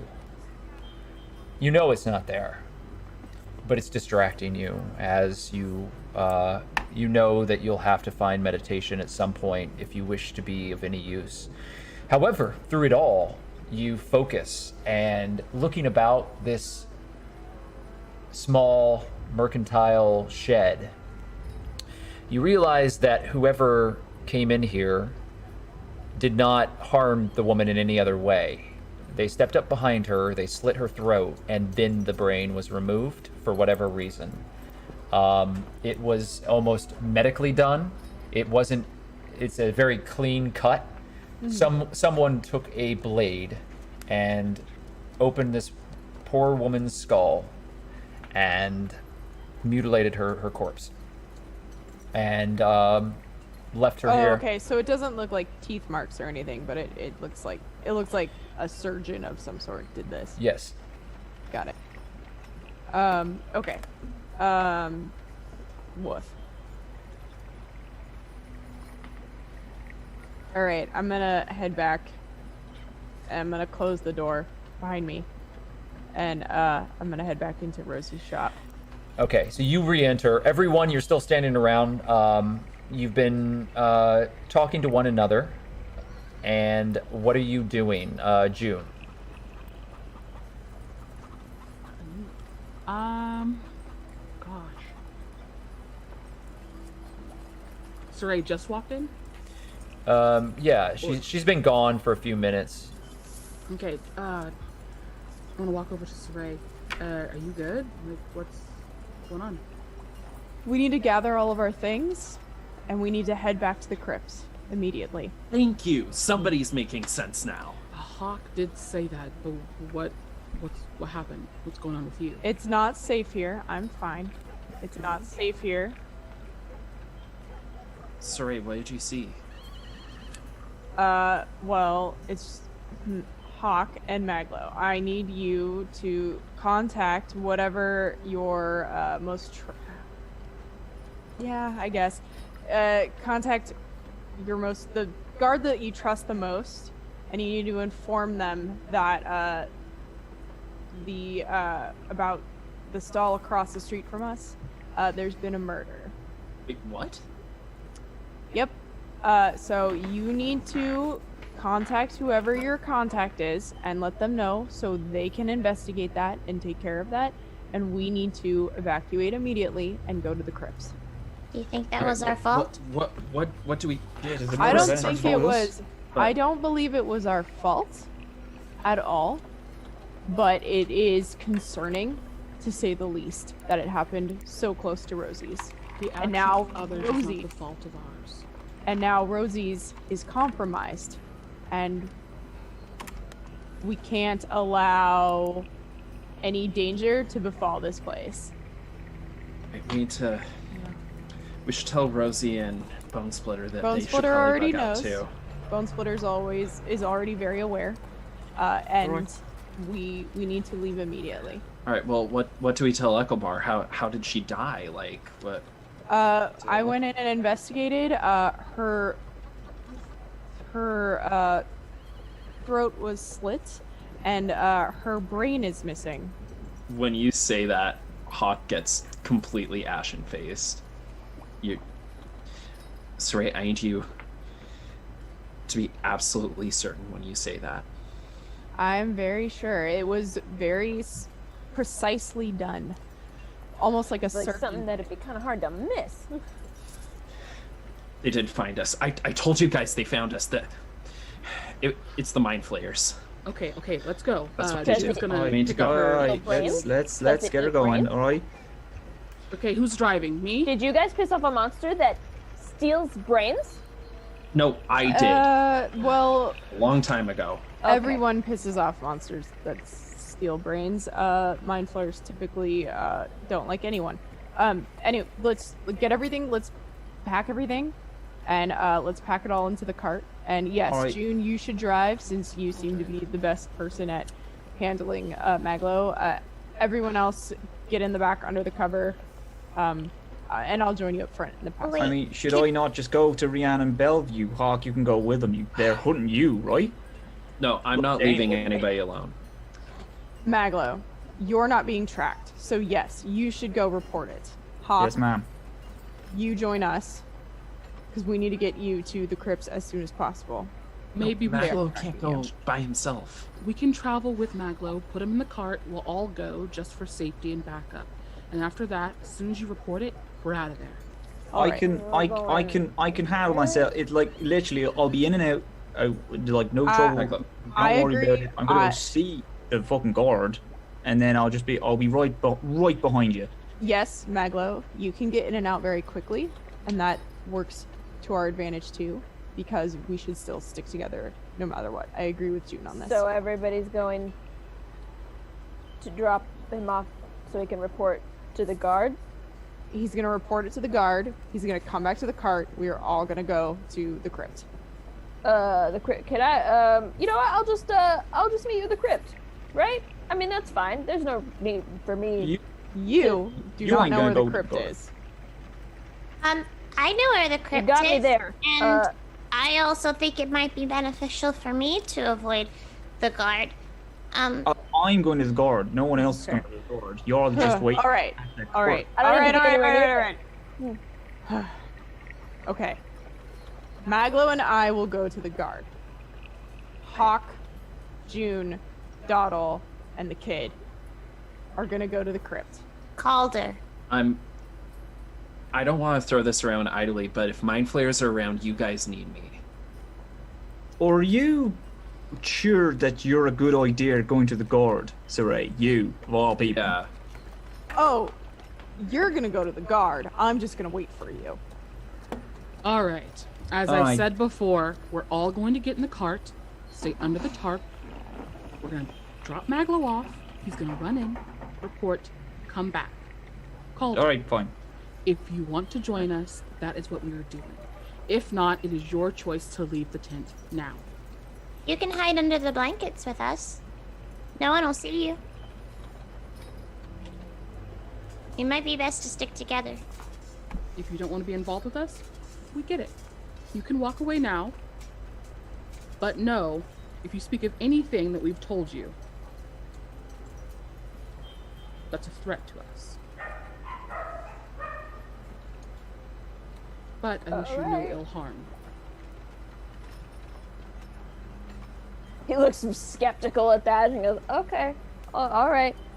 Considering that there's been a murder real close by, this place is about to be swarming with guards anyway, so I might as well.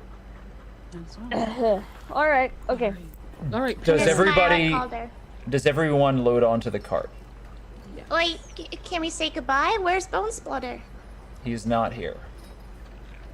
Bone Splitter is taking the necessary precautions to make sure both him and Rosie are safe.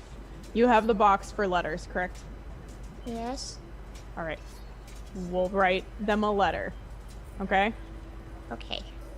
Before we leave, Hawk's just going to write on a scrap of parchment, mind flayers, not safe. And then he puts it on the shattered remains of the table. Can I roll a perception for that? Are you trying to blame the mind flayers for the broken table? No, Oh, no, okay. but it's the only table that he sees. Wait, is that the only table in the room? No, there are plenty of tables. There are Oh, tables I put it on a different table. Sorry about your table. Mind Putting your conspiracy theorist papers all over the place. You're gonna leave him some red string. I think Maglow also wants to see him put it there, or wants to see if he can see him put it there, and then walk over and write in really small, like, there are mind flayers. It is not safe. We have left. Hawk isn't even being subtle about it. He just writes it and puts it on the table. So you leave a note, and you step out into the alleyway, gather the cart and the horse Maglow, and make your way into the city of Waterdeep as it is approaching mid-morning. I'm gonna throw up my Cloak of Evolving Kind, since I figured I'll sit passenger. And as you sit and all of you ride out, hidden beneath the tarps and the crates that have shielded you from view in the past, you hear the din of the city around you, and Rosie's falls off into the distance as you pass by the keep of the magister. The city streets pass beyond you as you make your way to the front of the magister's keep. It is in the southern ward of Waterdeep, and it is a teeming sea of people that are moving back and forth on their various tasks of the day. There are many small marketplaces on the outskirts of this court. However, the Court of Stars behind you, most of what is visible here are broadsheet salespeople who are peddling rolled scrolls that offer news of the day. There are various competing broadsheets that are within the area, and typically these small areas are run by various children who spend their day peddling these broadsheets. And as the carriage is pulled closer to the Magister's keep, a large number of City Watch seem to be on patrol in this area. In fact, to most of you, it seems an unnaturally large number of City Watch. Everyone can make an investigation check. One I noted Cal is sweating. Yeah, this is more city officials than you've seen in some time, and it's unsettling. 26. Oh no. Yeah. 23. Uh-huh. Oh wait, that's not a natural one though. No. So 2 anyone minus 1. anyone who gets over a 20, you realize that they're on high alert, and they are actively seeking for anything that seems out of the norm. It seems that the keep itself has already undergone the repairs of the damage that has been caused in the recent destruction of one of the parapets of the keep, where a number of prisoners had escaped. Right. So, y'all stay here. I'm gonna go, because as far as they're aware, I had nothing to do with this. Okay? I put my hand on Maglow's shoulder. I'm coming with you. If you do anything that makes them want to search this cart, I swear to God, I swear to God. We are... No, don't worry.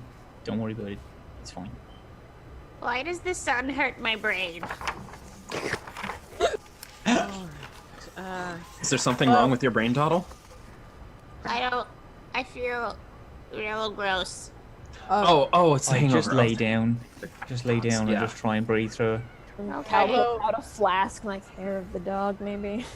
Oh, I don't think I want to drink hair of the dog, but thank you. It's alright. Coming down the steps of the Magister's Keep, down the very broad, tall stone walkway, is a very stern-looking man. He is dressed in the cloak and armor of a captain of the City Watch.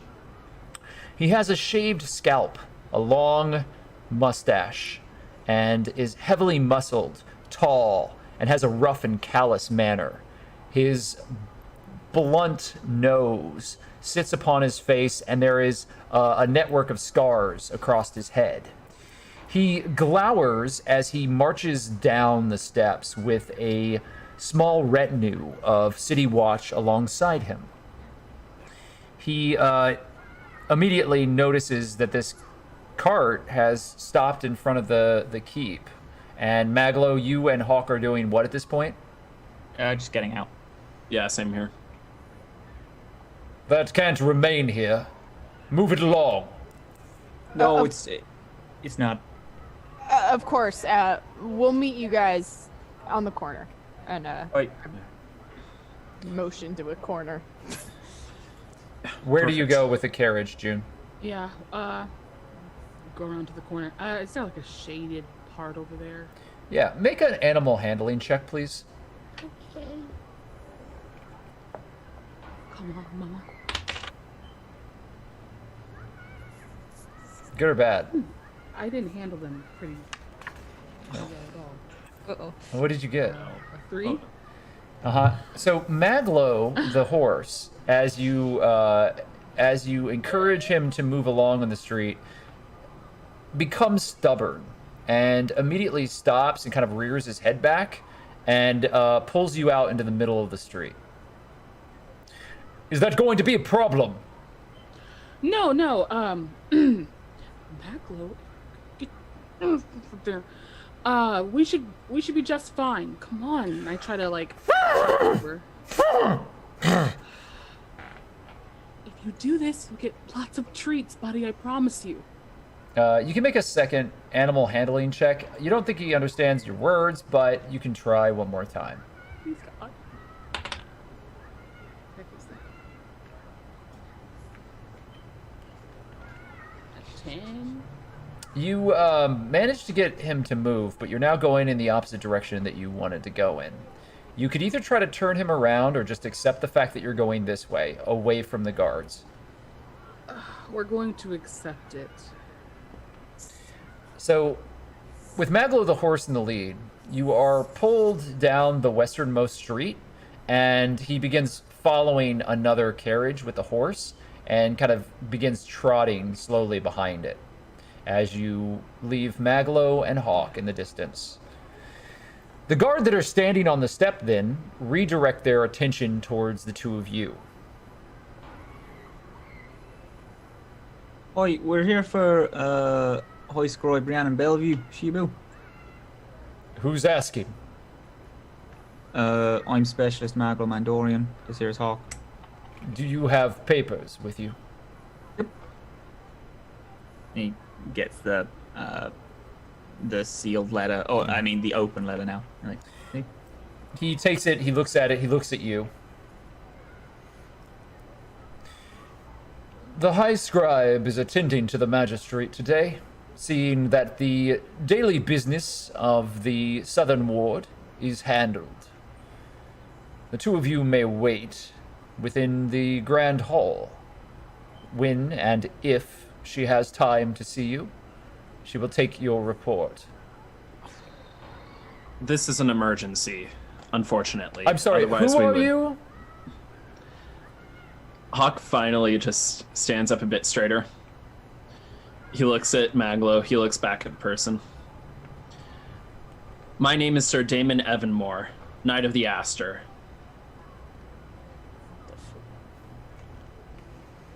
Well, Sir Knight, you will wait in the Grand Hall. When she is able, she will see you. I walk up, kind of a little bit more close than comfort to him. Mm-hmm. This is a matter of life and death. Make an intimidation roll, please.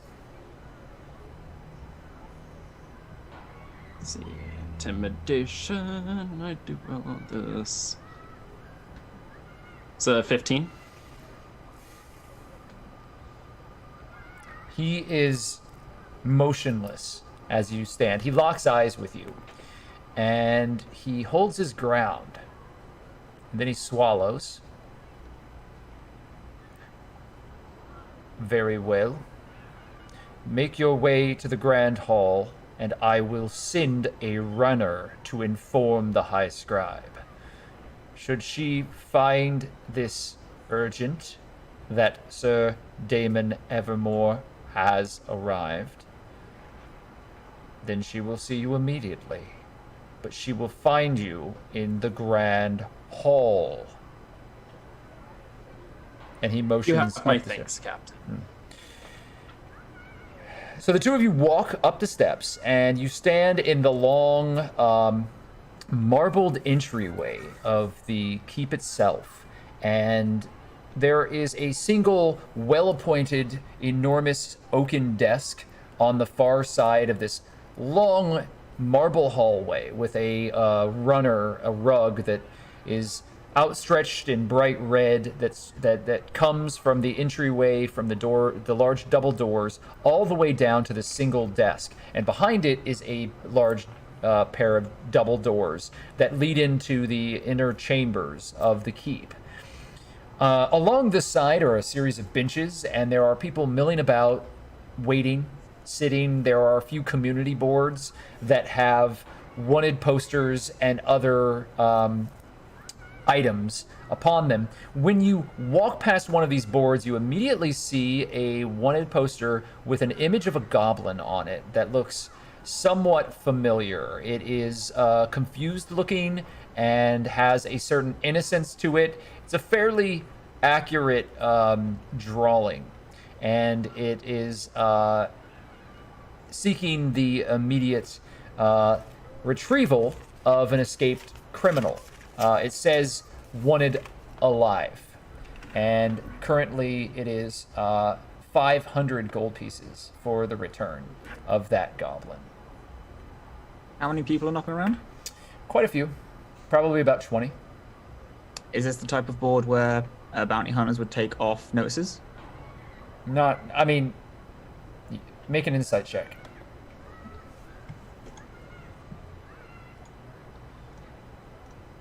That's a 9. You can take whatever you want. Right. Maglow just goes over and just takes it off. Okay.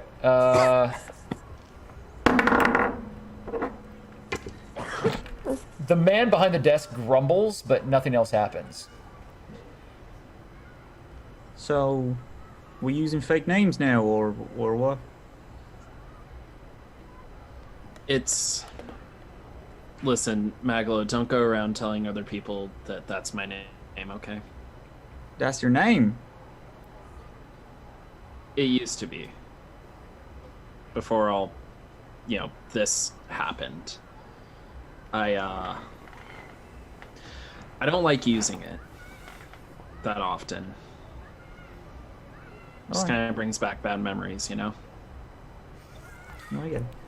A young clerk arrives in a small sheen of sweat across their brow as they push forward to you. Pardon me, I'm sorry to interrupt. I was some of the watch had immediately informed me that you would be you were seeking the high scribe.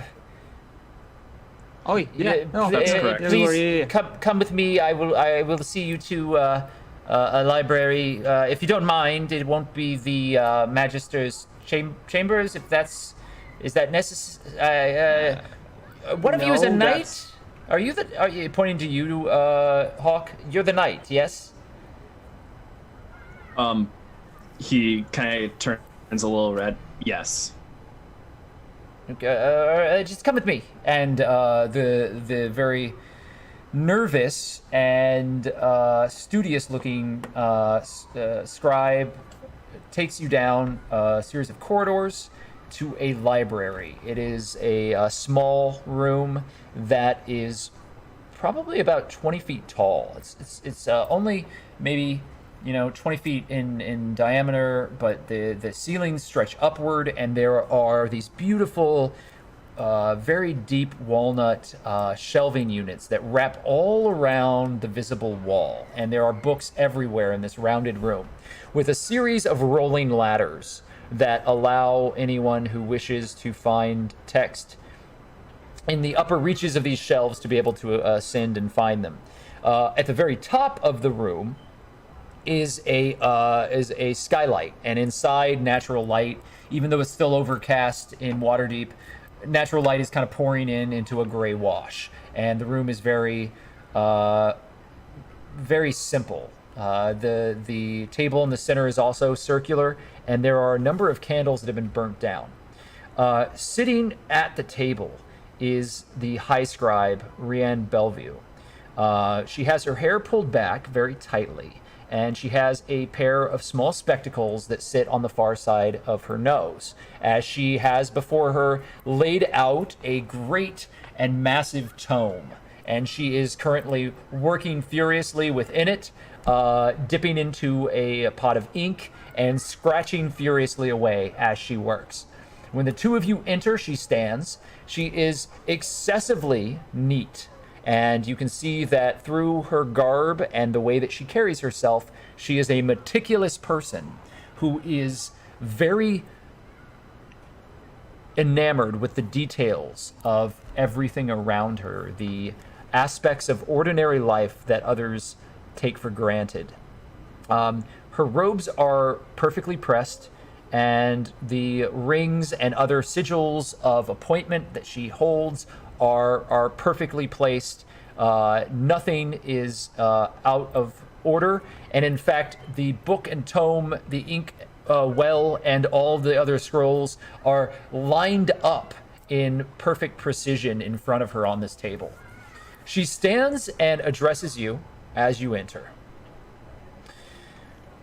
I'm quite glad to see both of you. Please, have a seat. I was beginning to wonder if perhaps my trust and belief in you was misplaced. Oh well, we had a small falter, but you can trust us now. Excellent. I'm My glad to hear apologies that. for our delay. Henrik, you may leave us. The nervous-looking scribe nods and walks out. What have you discovered? I had asked you, of course, to make your way to Anchor's Rest and to investigate the work of the Inquisitor Sternward and what he has reported to the Magister. Have you found contrary information regarding this siren's call?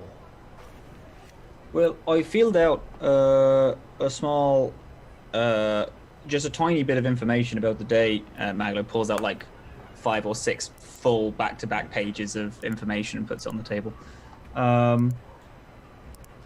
We're not entirely sure if it's contrary to what Inquisitor Stormward said. Inquisitor Stormward was, like, when we were leaving, I don't know if you heard about what happened, but the whole place was fucking riddled with fucking criminals.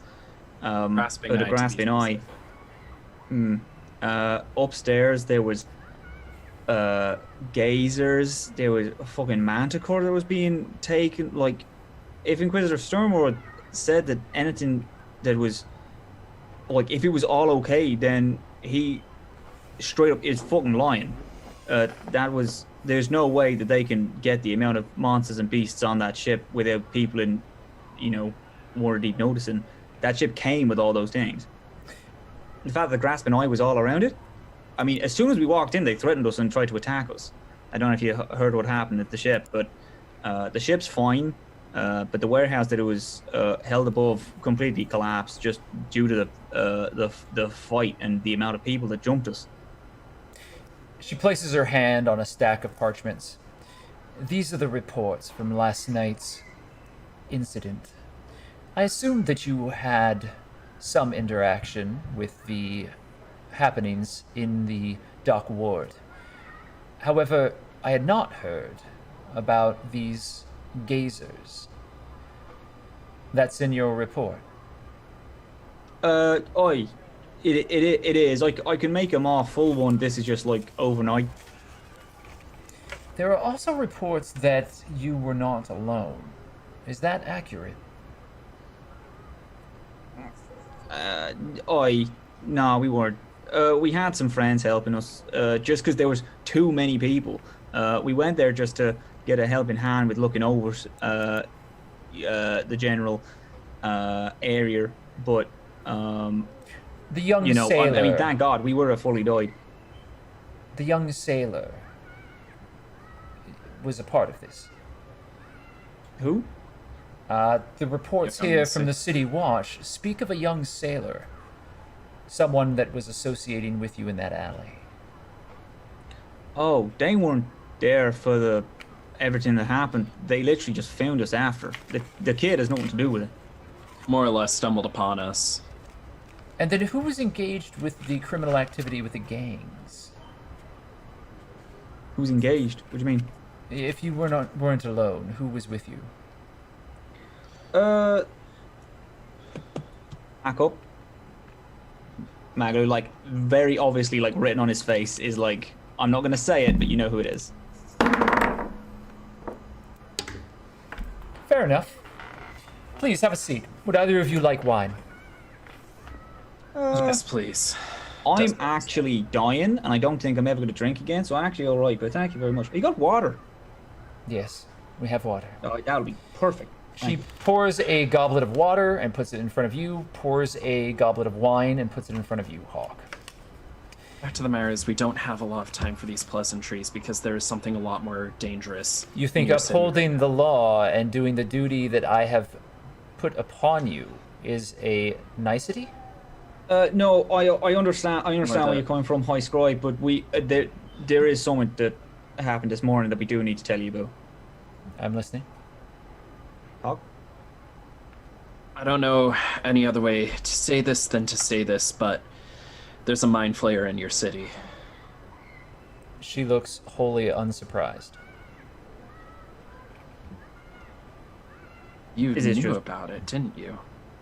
This is Waterdeep.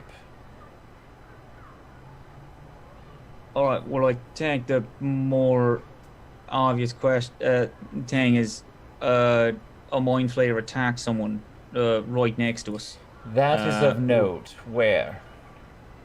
Do you know Rosie's shop? What's Rosie's shop called? That's a good question. It's in the Court of the Stars. There's a grocer's store that's been closed down for the past few days. Inside, you'll find a body with its brain surgically removed from its skull.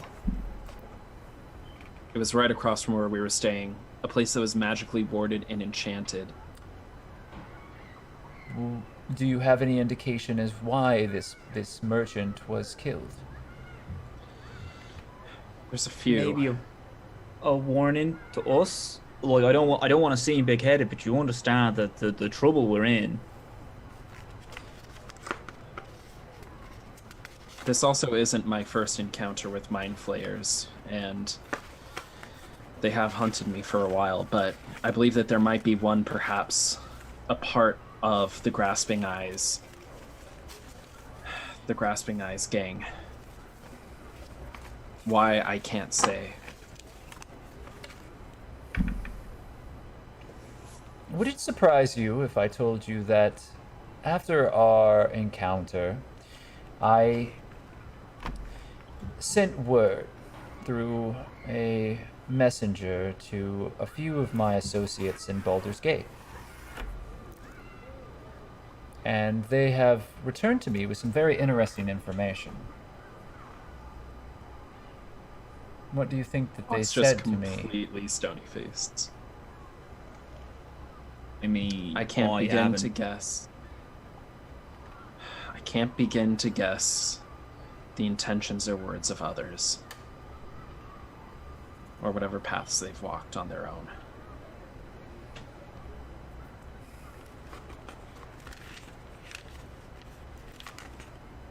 They told me that the Siren's Call left port with a very large storehouse of the Dragon's Hoard treasure and the magical beasts that they had accumulated over the course of its travel.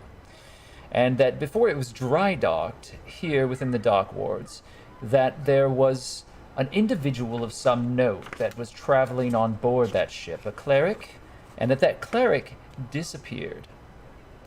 The manifest that I was given by Inquisitor Sternward does not match the notes that I have on what left the harbor.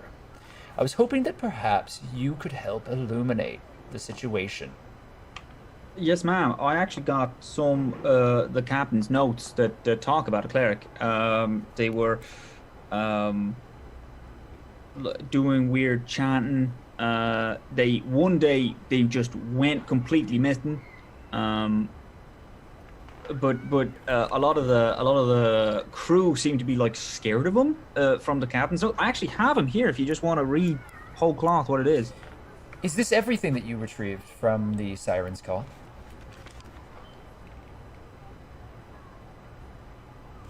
Are you pausing? Is there a reason you're not answering the question? No, it's... Alright, no. There was a back room. There was a couple of things in the back room. I grabbed some of them just so we can... just in case the ship completely went under, you know. Do you have those items with you now? I actually don't, no. Physically, no. There were a couple crates and scrolls with them. Where were these items located? Captain's quarters behind a bookshelf, I believe, right? Hidden compartment in the captain's quarters. Which would explain why Inquisitor Sternward was unable to find them. Yes, we have them safe kept right now. Whatever, we weren't able to get everything out, so I'm sure that if you went back, you would probably find the rest. Actually wouldn't be sure about that, because Inquisitor Sternward, as we said, when we left, he was walking back, so he might have been able to go in and just take a bunch of stuff. Now, this is the thing, which is why we wanted to come to you, as quickly as we did, which I do apologize about basically demanding your attention. But we left it open because the entire warehouse collapsed and we just kind of got to get out of Dodge, and we grabbed what we could and then left, but we didn't have time to close it So I hope the things that we grabbed could be of some help. But if your man's taken any of it, we can't help you. Well, as I said, I have a report here from the City Watch and Inquisitor Sternward regarding everything that was found on the Siren's Call, what was discovered in the alley, this young bystander that you seem to have thrown in with at the last moment, a large number of bodies, but no secret compartment. That doesn't seem to be in the reports. Right. Why would that be? Very interesting. I don't know. I If I- could perhaps guess, if I were to guess the intention of others, is that if, hypothetically speaking, let's say the Siren's Call were to hold something that were to be kept secret, that most of the other crew wouldn't know, but Inquisitor Sternward was aware of, perhaps leaving it out of official reports for whatever his business would be within his best interest. Would you say that the items that you retrieved would make the balance of the missing items from the ship's manifest?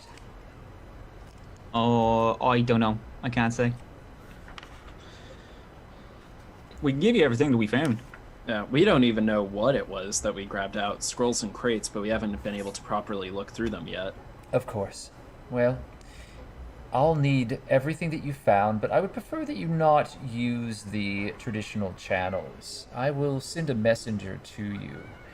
We will keep this out of the broader light for now, as I would prefer to have the advantage of surprise if it does, in fact, reveal itself to be a deception on the part of the Inquisitor. Oh, I can do that. Where can my messenger meet you? That's a good question. Have you got a place that you know is secure? There is a guardhouse on the northern street, all the way to the Way of the Dragon. If you go beyond that, there will be an empty guardhouse that has been in disrepair for some time. Within it, you'll find these markings. And she puts down on a scrap of parchment a series of sigils that denote a placement within the street on the northern side of the southern ward. There, within this guardhouse, you can enter into the back alley and find yourself. The entrance will be able to be unlocked with this key, and she places a key on top of the parchment. Leave the items there, lock the door after you leave, and my people will take care of it.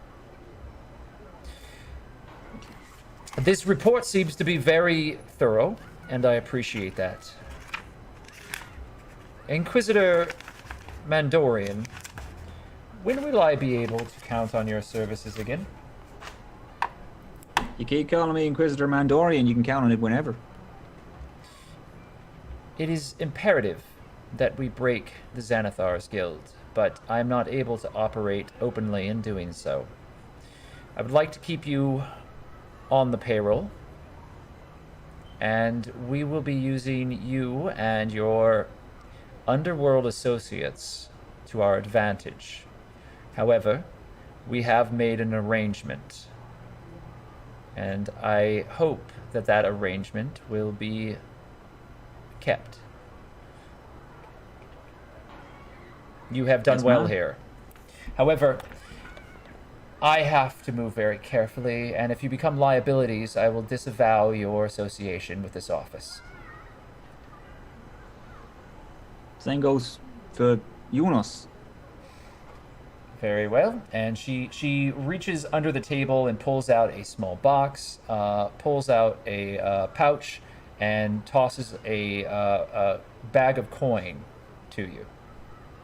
You fucking hammer. This will cover your operating expenses and the inconvenience that you've faced up until now. Much obliged. Hawk doesn't even look at the gold. He just kind of looks at her and goes, "There is actually a favor or two I would ask instead of payment on my behalf anyways." You told my man that you were a knight. Did you say Order of Aster? He just kind of gulps. It's not a title I would toss around lightly, but yes. Once upon a time. Sir Knight, please. The person I'm charged to protect and I have currently been magically branded by the Xanathars to track us. It would probably help us move a little bit more efficiently through the city, and on behalf of your office, if such a track would be broken, such a curse would be broken. Is there anyone you would be aware of that could help us with this issue? Of course. Oh, that would be good if you misunderstand. Of course I know someone who can break the curse. No, I will not be a part of doing so.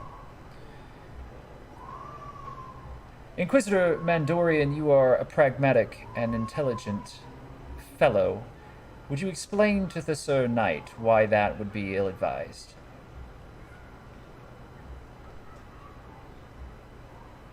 I apologise, but I'm blanking a little bit on why our original deal of helping us isn't quite happening. I will aid you. But currently, the fact that your friend is tethered to the Xanathars is your greatest asset. You just haven't used it yet.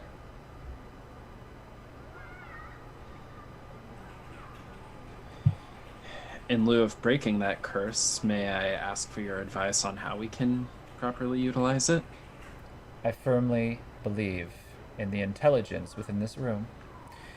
I wish you both well. Thank you. And she begins working at her books. This library, can I come and use it? Inquisitor, when you are free of your current restraints, you would be welcome to take an office here and work permanently within this establishment. We would be honored to have someone of your intelligence and skill, but currently, I feel that leisurely reading may be outside of your abilities. Of course, it wouldn't be leisurely. In case we needed someone in the local library, as I'm sure you're aware, isn't exactly up to scratch when it comes to researching criminals. And I will remind you, part of our arrangement, that your presence here cannot cause suspicion. Your status as an operative is dependent on the fact that you are not seen to be publicly associating with me beyond the absolute necessary moments. Of which I will also remind you that when you stepped into the keep today, you used the discretion of a bull elephant in a china shop.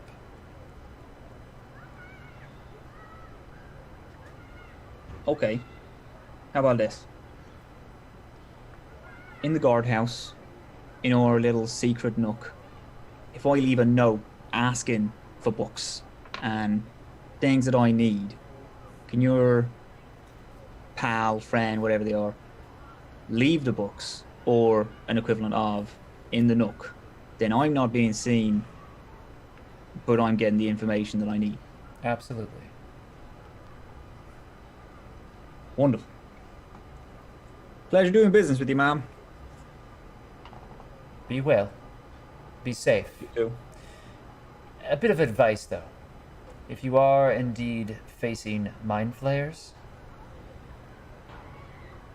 protect yourselves. There are ways.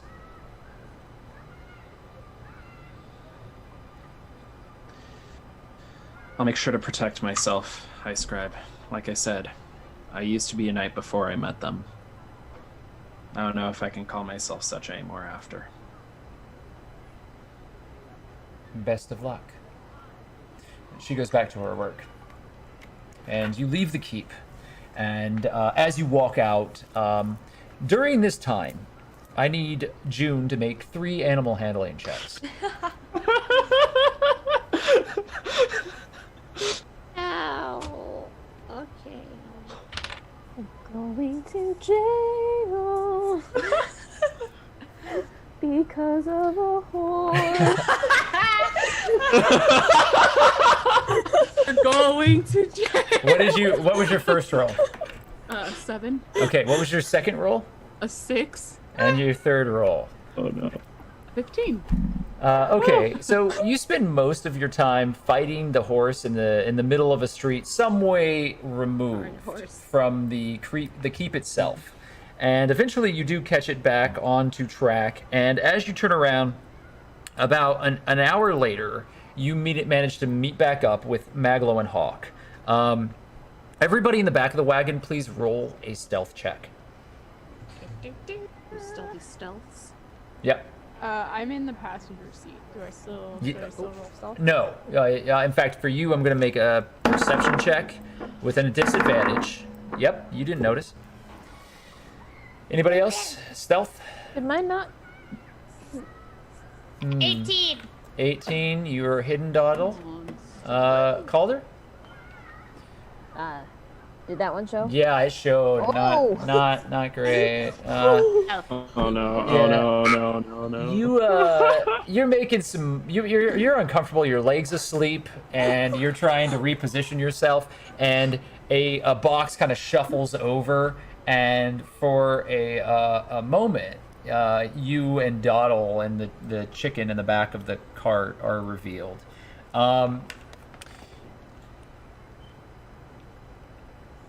June, as you're pulling up and you see Maglow and Hawk coming down the steps of the keep, you see a number of individuals that are bringing themselves up in front of the carriage itself as you pull it forward.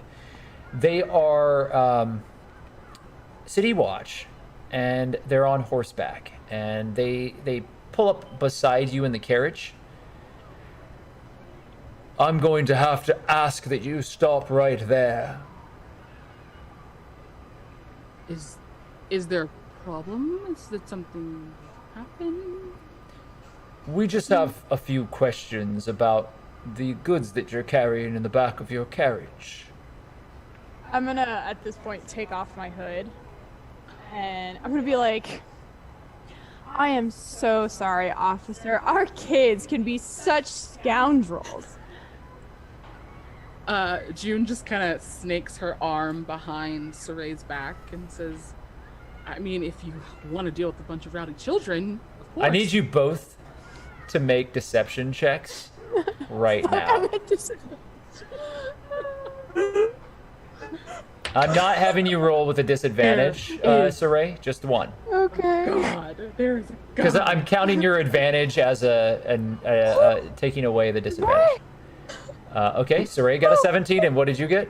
16. The guard squints and then kind of glances back at the back of the wagon. They like to pretend that they're little burglars hiding from the guard. June just... Oh, sorry. I was just gonna say, while this is happening, we're gonna look at Calder like, oh shit. I'm gonna take off my scarf and can I put it around Calder and then He immediately just wraps it back around her. You're green. You're green. You're green.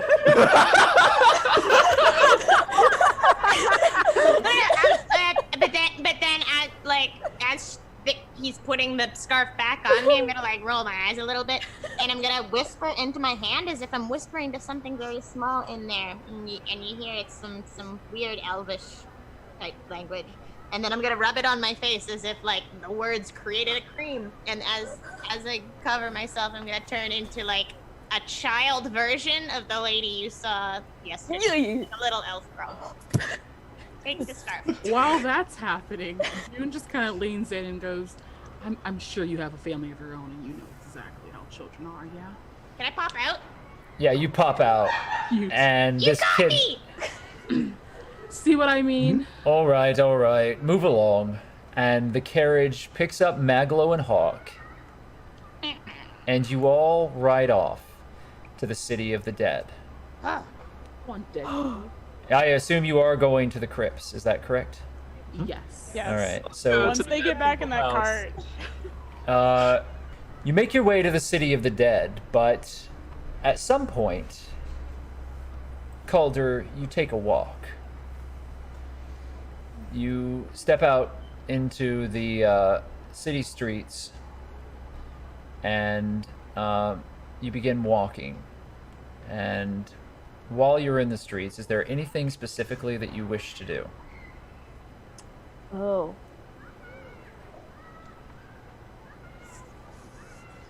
I mean, I guess I do need to, not right now, I guess, because I need to meet back up with that. I need to go toss that coin in the water at some point, right? How many days has it been now? Just one? It's only been one, so Okay. you have time. But as you're Okay. walking about, you're just keeping an eye on things. Someone in the street stops you as you're clearing your head. And it is a very gristly looking old man with a clean-shaven face, but heavily wrinkled and pockmarked and covered in sea salt, and has a kind of a ragged tabard that is wrapped close and a wrap around his head, and one eye is a very, very deep green. And he as you're moving about in the street, he grabs you by the arm. What do you do? I don't recognize him, I assume. You don't, but he calls you as you are grabbed. Squig! Is that you?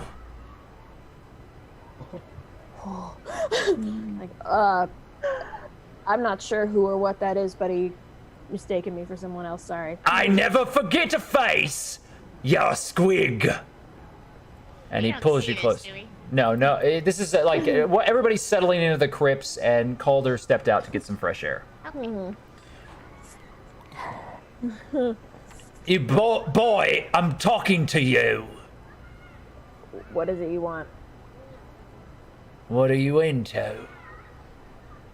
You aren't sailing with the captain no more, otherwise you wouldn't be in here. No, we, he like brushes his hair back a little and you could see the scar, like, we parted ways. I never liked him anyway. He was a ship captain and a danger to all of us. Far too interested in things far away instead of the coin you could count. Who are you sailing with now? I don't have a new ship or crew to sail with, as it were. At least not on the ocean, anyway. I'm just sort of seeing where I end up. You wouldn't be lying to me, would you? Make a deception check.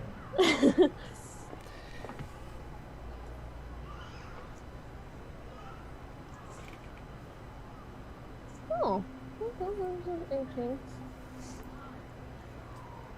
18. Oh, okay. That's very good. With an 18, he looks at you. His eye squints really small. All right, then. I'll be staying over at the Northern Inn. You hear about a good deal. You bring old Carib back into the fold. I'll make it with your while. All right. The Northern Inn, don't forget, boy. I'll find you otherwise if I hear you're sailing out there and you forget to bring me in on anything good. I'll keep that in mind. What are you looking for? He begins to twitch, and his body shakes. And it stumbles forward for a moment.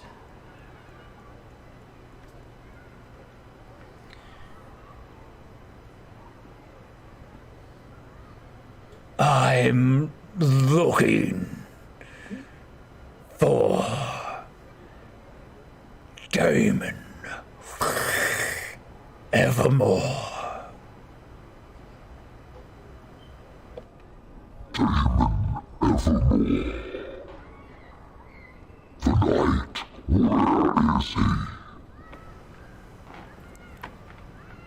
And that's where we're gonna leave it for tonight.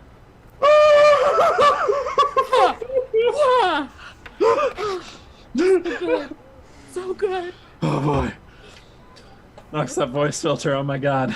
Oh my god. Your vibes. Oh my god. We're out. My dude. Bye, guys. Oh my god. Cool. Hawk's gonna die. So death